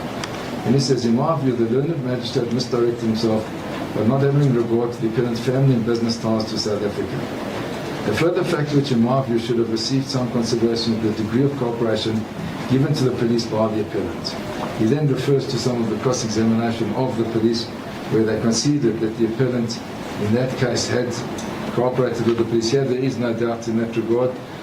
They even attribute more cooperation to him than he himself concedes to. Another factor, Your Worship, that I respectfully ask this court to take into account is that it's in his affidavit that his passport was handed over to the investigating officer at the time of his arrest. So they were in possession. My little friend asks why he doesn't present the stamps. They have his passport, Your Worship. We do not have it. So then the Justice Kachari says, finally, the court should consider suitable conditions as an alternative to the denial of bail. Conversely, there are no considerations given to the application of suitable conditions as an alternative to incarceration. This may lead to a failure to exercise a proper discretion. The appellant has stated under oath that he is prepared to report to the police station. This was not challenged. I was informed that the Edendale police station is a mere 250 meters away from the appellant's residence. Reporting to the police station will place the police in a position to monitor his movements. With respect to a suitable amount, and he said that there was a tender. The other accused had been released on 100,000 rand. This appellant had offered 150,000 rand being appropriate, and that he could raise more with the assistance of friends and family. Then after what he refers to as giving the matter anxious consideration, he says there are important aspects that the magistrate overlooked which justify court and appeal interfering. He then admitted the appellant in that case to bail, set aside the magistrate's order refusing the bail, set the bail in that matter, Your Worship, at 200,000 rand, and required that appellant to report to the police station 3 times per week. And he then, Your Worship, said that he may not leave his place of residence. He identifies the address. He says, without the written consent of the investigating officer or his duly authorized delegate, and for the purpose of reporting to the police station according to the conditions of bail, and that he at that stage had to surrender his passport and or travel documents and may not obtain others, and he may not communicate with other witnesses listed in the indictment. So here too, Your Worship, what we submit would be appropriate would be to set bail in a reasonable amount, Your Worship, to then impose conditions, Your Worship, that would permit his release, including, and it's even tendered in the reply affidavit, Your Worship, house arrest, where the applicant for bail can be placed under house arrest pending the outcome of the matter to enable him then to support his family, run his businesses, and prepare his defence. It's clear, Your Worship, that even though the dockets have been provided in this matter, there seems to be investigation ongoing on this, for at least, if one has regard to the telephones, or a telephone report, which is not yet to hand as to when and in what manner his telephones were accessed and downloaded, and what was found thereon. We have extracts from what's alleged to have been found on his phone, but it's clear that that has not been completed at this stage. May I approach my attorney and the accused? Certainly. Excuse me.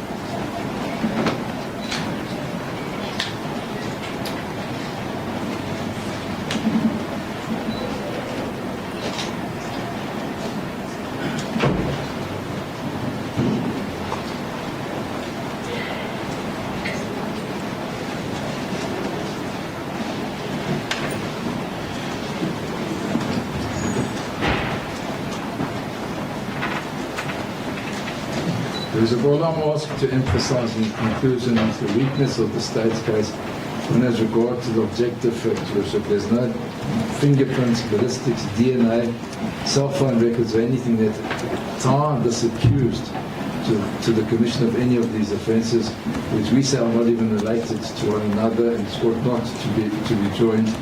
But that's something that, and then the issue of centralisation is something that lies in the hands of the MPA, and they're the ones that autonomous leaders and make the decision, but they haven't been able to point to any particular direct involvement or indirect involvement or circumstantial involvement that points a finger towards the accused, Your Worship. And we said that shows how weak the state's case is, and for that reason alone, he ought to be released on bail.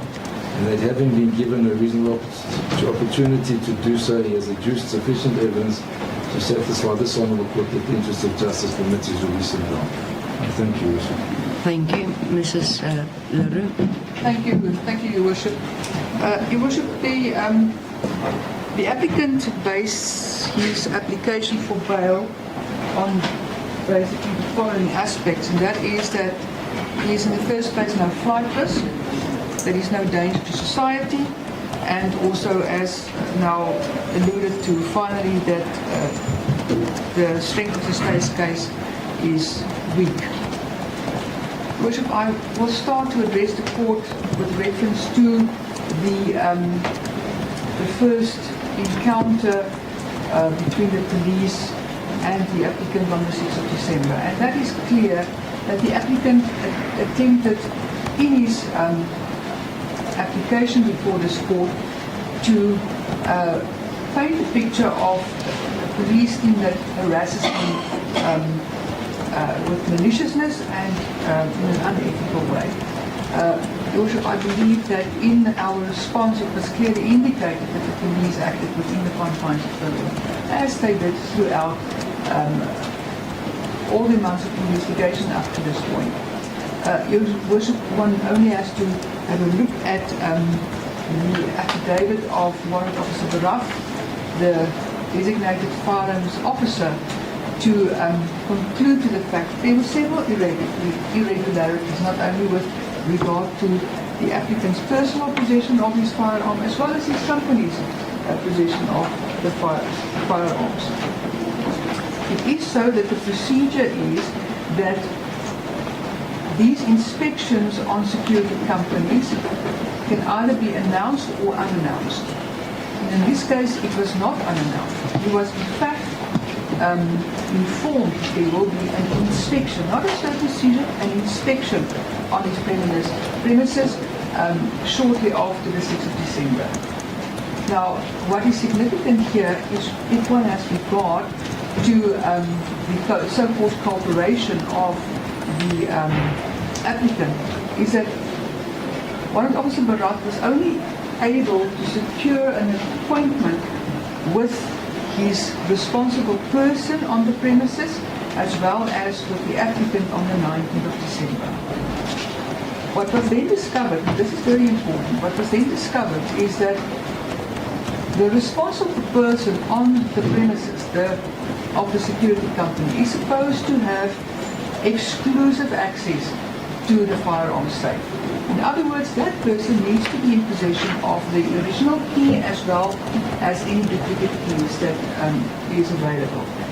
To the contrary of this, the applicant was in fact in possession of duplicate key. In other words, the applicant had access to firearms of the company, which is contrary to what the law provides for.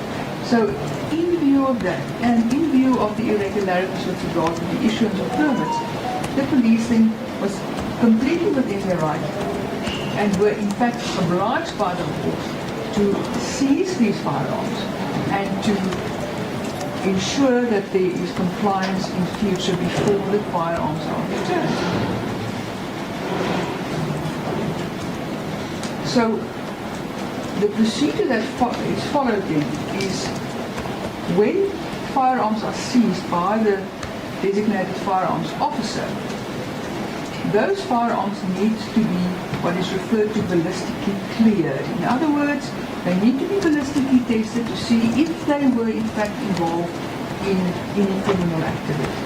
Once it's been cleared and once the compliance issues has been sorted out, then the firearms can be returned, which is exactly what happened in this case. In the meantime, between the 19th and the 30th,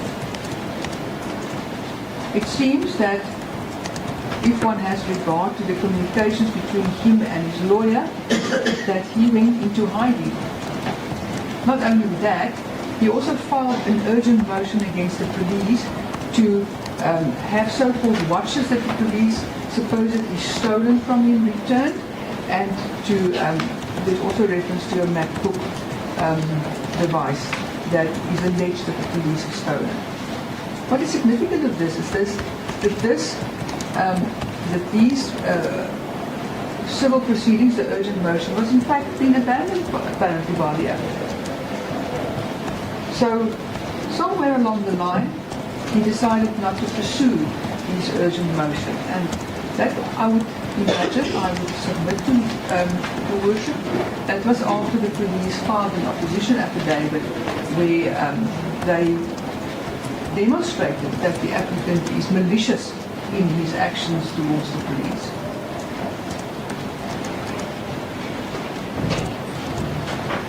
What is important to note, Your Worship, is that there are several investigations against the applicant at the moment undergoing.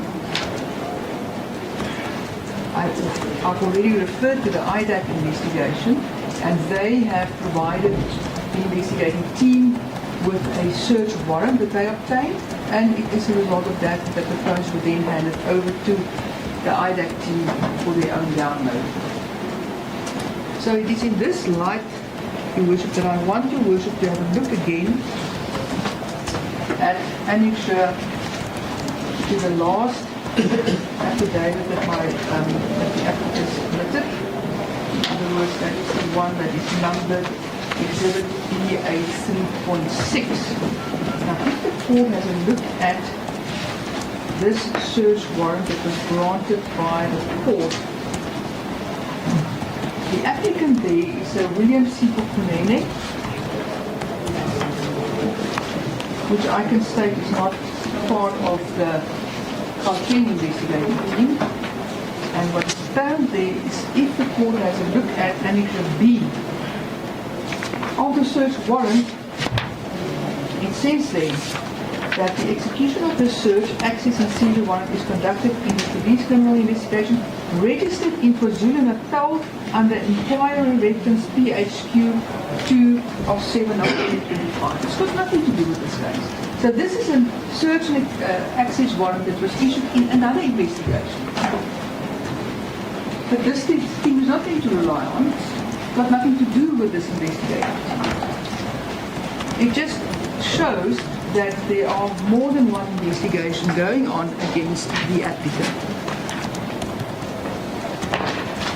Similarly, an independent from the investigating team on the 13th of May, the Minister of Police then cancelled the police contract that the applicant refers to in his application, where he alleges that 52 employees lost their jobs. What is for me apparent is that the applicant constantly wants to portray himself as an innocent victim in all these proceedings.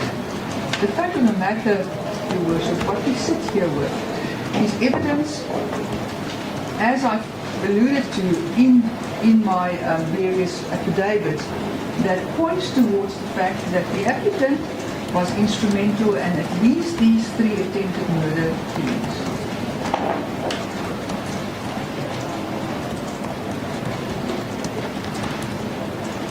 The applicant now makes a huge case out and say that there are no ballistics linking into the scene, there's no DNA linking to the scene. But that is why someone who is engaged in contract killings will never be linked by way of ballistics or DNA, because they will always remain in the background.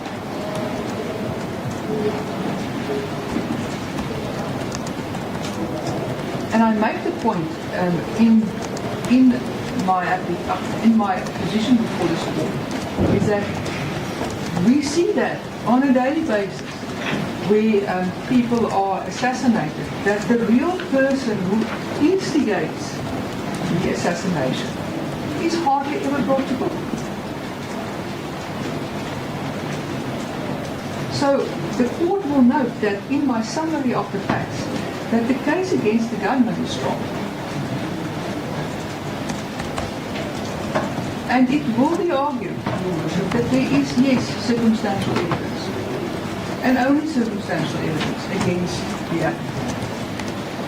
But it is there and it cannot be ignored.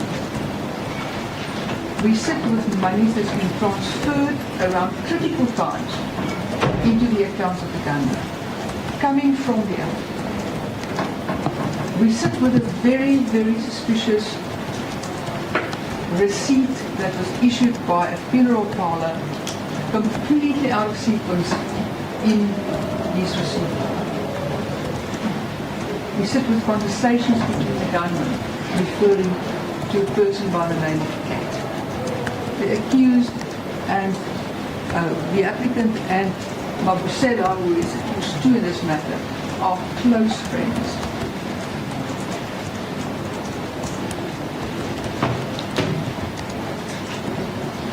The applicant, with regard to the Sebanyone incident, that is the Littleton matter, Your Worship, we sit there with evidence against the applicant that he arranged for a white BMW to be stored at his ex-girlfriend's house.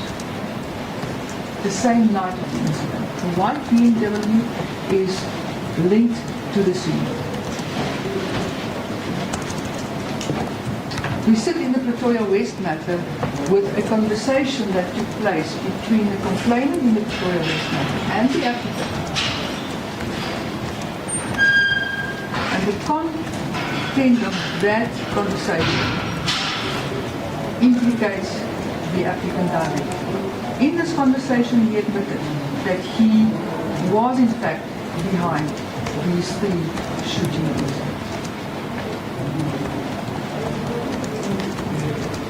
Now, I would like to refer the court to a matter, and I'm not sure whether it's the court, so I brought a copy to the court. It's an SCA matter, Machibulo and the state. I'm handing a copy over to the court. One of my learned friend, I'm sure he's aware of this decision. I'd like to refer the court to paragraph 12 of this decision.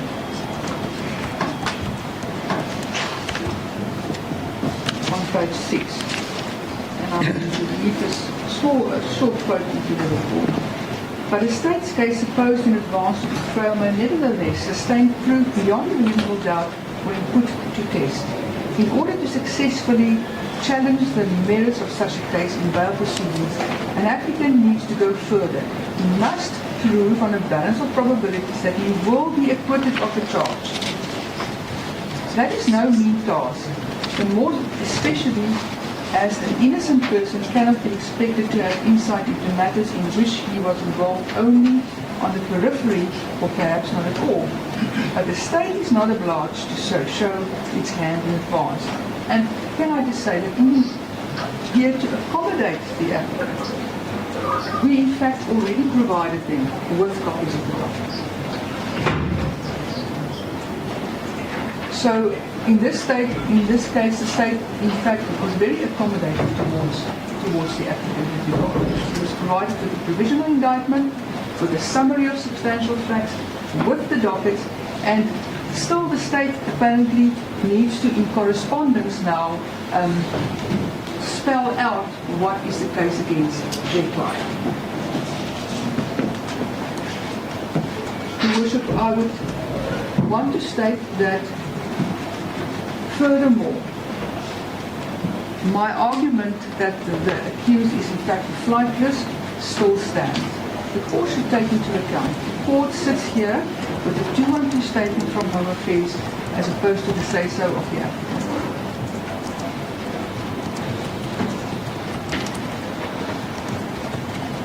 The annexures that I've attached with regard to the WhatsApp downloads from the applicant's wife's phone and his phone, Your Worship, what I say is convincing and prima facie indication that the applicant is still in possession of a Eswatini falsified identity card.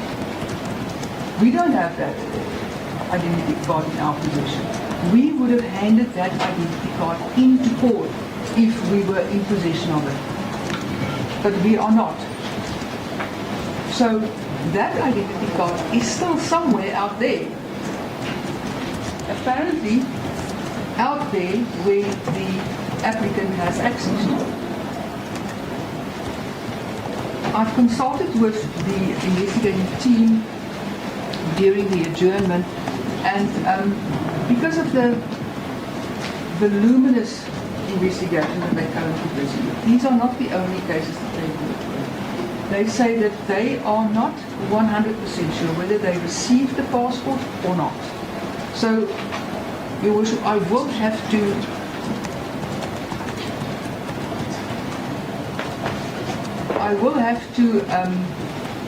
establish that from the investigating team. I've just noted that my learned friend whispered something to his counsel.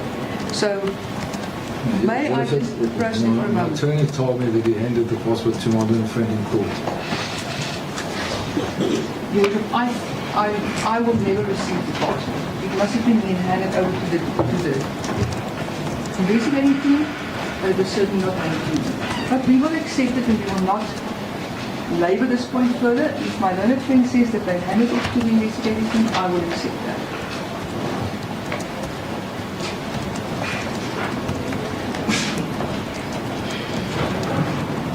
Your Worship, I would further like to refer the court to the aspects, the allegations that were made by the defense that the investigating team has fabricated evidence. They go as far to indicate that, and I don't know, based on what do they say, that the ballistic reports have been falsified, DNA reports have been falsified, and that the computer of the ballistic expert was seized. I've attached HM 15 to my last supplementary affidavit, indicating that in order to maintain the security and the integrity of the ballistic report. That is the reason why the computer was in fact handed over to the investigating team, and then the download was made to secure it.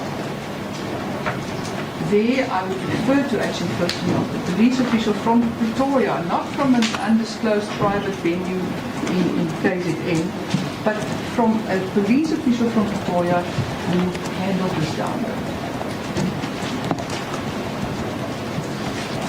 There were various allegations were made against the team also with regard to kidnappings and torture of witnesses, and that there were open dockets open. Your Worship, I must emphasize that the IPIC investigation, yes, we admit that there is in fact such an investigation undergoing, but the team will deny that they are at all involved in such unethical behavior. As I've said in my affidavit, Your Worship, it will not be the first time that the police are tarnished with false allegations and false police dockets opened with IPIC. Your Worship, it is so that, and it's a known fact that Ms. Tobayane had fled the country out of fear for her life. And she communicated with the investigating team on Mbele last night, indicating that she still fears for her life. That's why she will not return to South Africa. So her life, in a sense, has also changed forever after the shooting incident.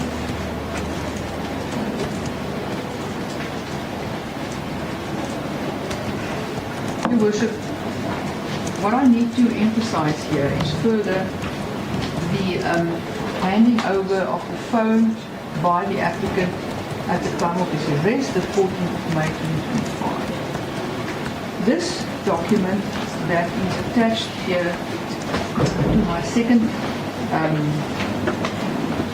supplementary affidavit, HM2,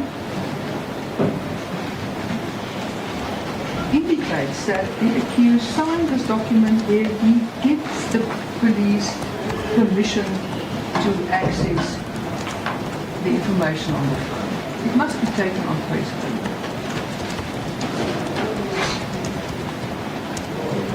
So, what's really important here to note is that whether you use this word seized or whether you use the word confiscate, the fact of the matter is that when a person is arrested, the cell phone will be taken away from that arrested person for obvious reasons.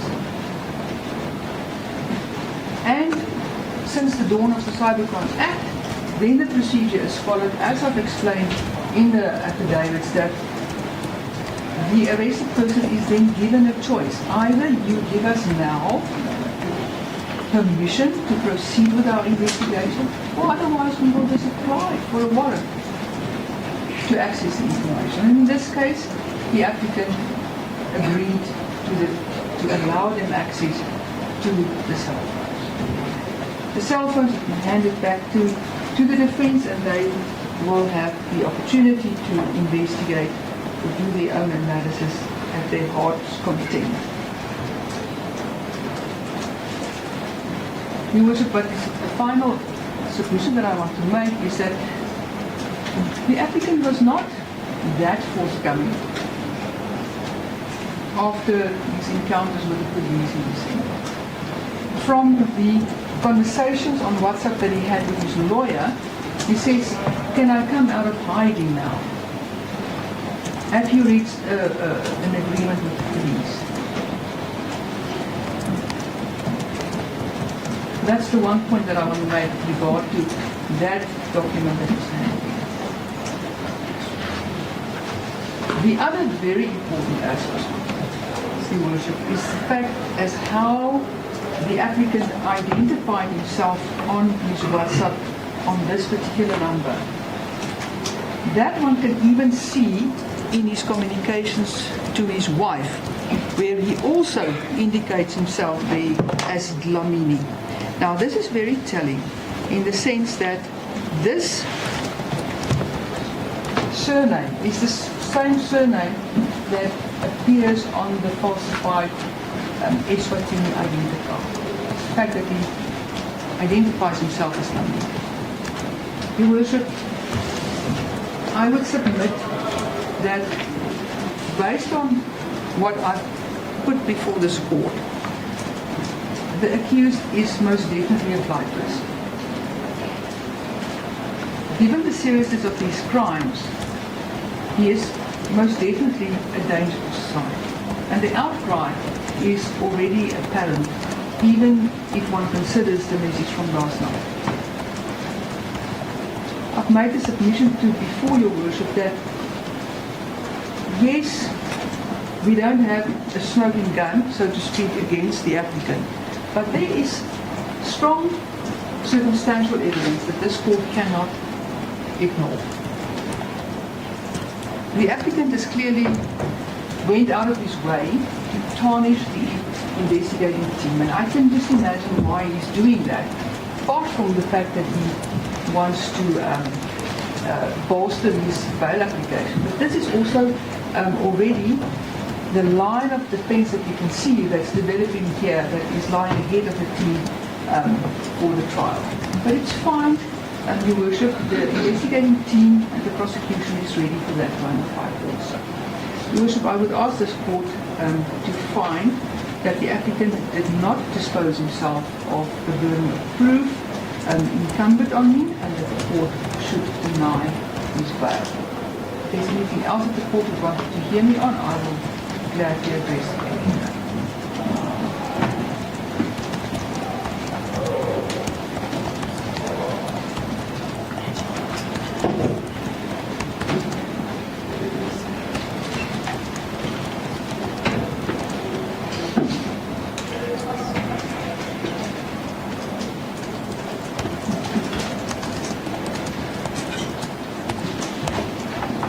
Oh, thank you. Thank you.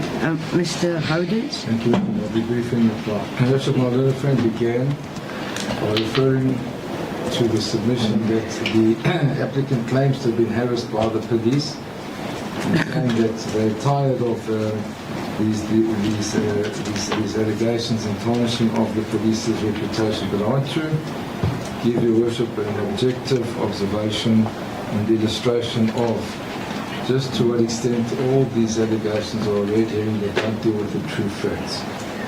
The starting point, Your Worship, is where I referred, Your Worship, to paragraph 6.5.4 of the final affidavit, the third supplementary affidavit, BA 3.5. And there, you remember, Your Worship, I quoted this, Your Worship, that when the team raided the applicant's house on 6 December 2024, they were in possession of reliable information that a victim in a kidnapping matter was being held against his will at the house of the applicant. So that laid the basis, Your Worship, for them to go there. But then if we go from there, Your Worship, to what my little friend has asked you to have regard to, and I'm going to show you, Your Worship, that there's a problem there, Your Worship. And that is, if one has regard to the statement by Warrant Officer Barat, it keeps changing from 8 to 10 or 11, but it makes no difference, Your Worship, because I understand it's just done under pressure. But in HM 10 and 11, which, Your Worship, I'll ask Your Worship to turn to the last page of, after he's explained exactly how everything happened. He says at the last page, Your Worship, in paragraphs 18.2 and 18.3, perhaps just to contextualize it correctly, we should say that possible sentence in paragraph 18. It says in paragraph 18, finally, given the inspection and analysis, the following contraventions were committed. 1. Mr. Vusimuzi Matlala, identity known as contrary 24 counts of Section 3 of the Firearms Control Act, 60 of 2008, he had access to the 24 firearms in the safe between 27 February 2024 and 20 December 2024, by virtue of having the spare key to the safe he had possession through indirect control. Sub 2. Mr. Vusimuzi Cat identity number has also committed the offence of fraud by printing permit books with the signature of Mr. Sinkabi on the permit. And 3, similarly, Mr. Sinkabi is guilty of contravention of these regulations by allowing non-compliance. And Your Worship, what I want to show is that he takes an oath, because there have been allegations of perjury, Your Worship. So he takes an oath and he deposed to this statement today, Your Worship. On the 8th of September 2025 at 7:30 this morning. So Your Worship, he states here under oath that these are the charges to be laid, that the accused should be facing, which is not facing, Your Worship. And I'll say, Your Worship, why. I'm going to ask Your Worship to turn in the affidavit that we received this morning, at paragraph 6.5.19.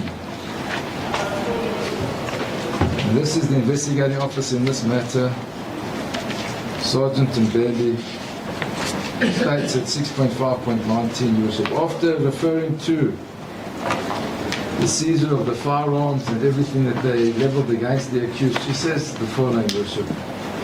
It is correct that his firearms were all returned to him once it was established that him and his company complied with all legal requirements. However, they're mutually destructive of one another. Now, my friend complains that we're tarnishing the reputation. How do you have, Your Worship, 2 statements under oath by police officers in one matter, where the one says that this morning says the person committed these offences, and then Your Worship will see that this is also signed today, Your Worship, 8th of September 2025. Now it says everything was returned because it was found that everything was in order. And that's why, Your Worship, we go back to the issue of, yes, the police were harassing the applicant, you can see it. And that would have justified him, Your Worship, waiting for his attorney to be available, to see the police, and to remaining in so-called hiding with respect. But it doesn't make him a flight risk, because on everybody's version, Your Worship, he handed himself over, he attended every meeting, every inspection, and complied and cooperated on their own version. Your Worship, one goes one step further. In the case that my learned friend refers to, the judgment of Matabule, firstly, Your Worship, it was dealing with the Schedule 6 offence. And secondly, Your Worship, in that matter, the accused was unable to show that on this judgment that there was no case to answer and that he would be acquitted, because in that case he hadn't been provided with the docket. So you'll see, and then more importantly, Your Worship, in that case there had been an application to a court, and this you'll find in paragraph 6, Your Worship, that there had been an application by a person who was a member of a taxi association that during January 2000, a court order was made against accused number 4, that's the appellant here, by the High Court of South Africa under civil case number, and it was found there that the accused had therefore a resentment which he harbours against members of a particular taxi rank, of which the deceased is also a member. So there was a taxi war and there was resentment and identified issues. This case, Your Worship, isn't Schedule 6, it's Schedule 5. The docket has been disclosed, Your Worship. The accused has been through the docket. There isn't a person in the docket that says that there's resentment between him and her and the applicant for bail here. There isn't even a statement by the very person that the prosecutor says fled the country out of fear, where she says, I suspect him as the shooter. It doesn't exist, Your Worship, otherwise they would have highlighted and referred, Your Worship, to it. And he said, nobody points a finger to me. I terminated that relationship 3 years prior to the alleged shooting, and there was no resentment. And in response to that, there's nothing before, Your Worship, that goes against it. So, Your Worship, with respect, one cannot say that there's a strong case that the accused has to meet. Turning to the BMW, if that's the high water mark of the state's case, Your Worship, the docket was perused. The BMW wasn't found where they alleged it was found. They're once again referring to some messages by some other people that we don't accept as being accurate, Your Worship. So, Your Worship, we submit that the passport has been handed over. My attorney, who's an officer of this Honourable Court and well known to this court, instructs me, I wasn't present in court, Your Worship, that he handed it over to my learned friend and the police in this very court. She's accepted that the team may have received it. It's clear with respect to your worship that my attorney is present and he maintains that it was handed over and the concession speaks volumes. So your worship, if one has regard to all of this at the end of the day and says, well, on their version they say there was harassment, was there harassment? It's clear that there was. They go to a house, your worship, looking for a kidnappee or a person who's been kidnapped. They don't search the house for the kidnapped person, or they don't find the kidnapped person there, they need to be more accurate. Instead, they come with allegations of contraventions of the Firearms Control Act. Those are then clear, Your Worship. The items are given back, and today they say no, those charges still need to be faced. So you have two affidavits on one day giving diametrically opposed, self-defeating versions of the very, very same issue. So there cannot be any doubt, Your Worship, that in this instance there has been harassment and that the applicant for bail ought to be released on bail, even under, as I said, Your Worship, under house arrest, with a substantial amount being paid to ensure that there can be no risk of him absconding or not standing his trial, which he has undertaken to do and which he says is non-existent. Thank you, Your Worship.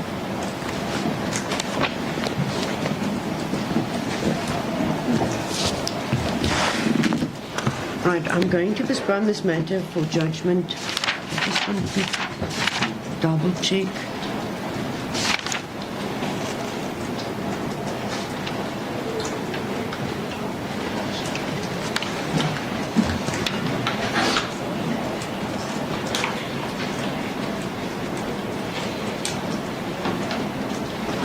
As 16th September. Are you available? What is the date? 16 September. I'm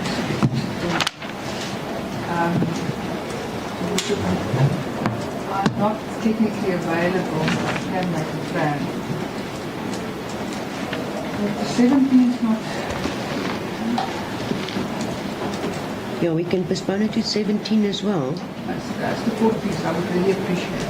Bishop, my attorney will be present that day. I will ask to be excused for the judgment. My attorney is present and will be the existing process.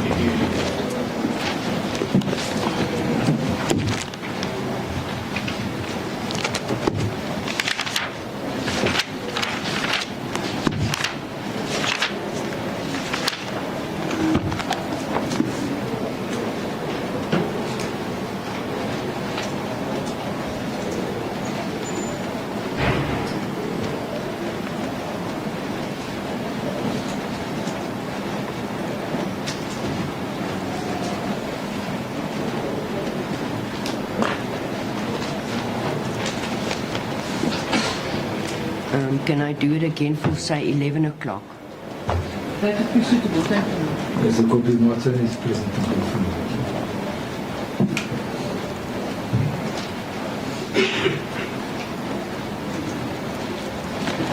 Right, so the matter is then postponed for judgment until 17 September. I'm diarising it for 11 o'clock in the morning. The accused will remain in custody until then. As the court finds it. Thank you. Then the applicant may step down. I'm just going to adjourn for a few moments.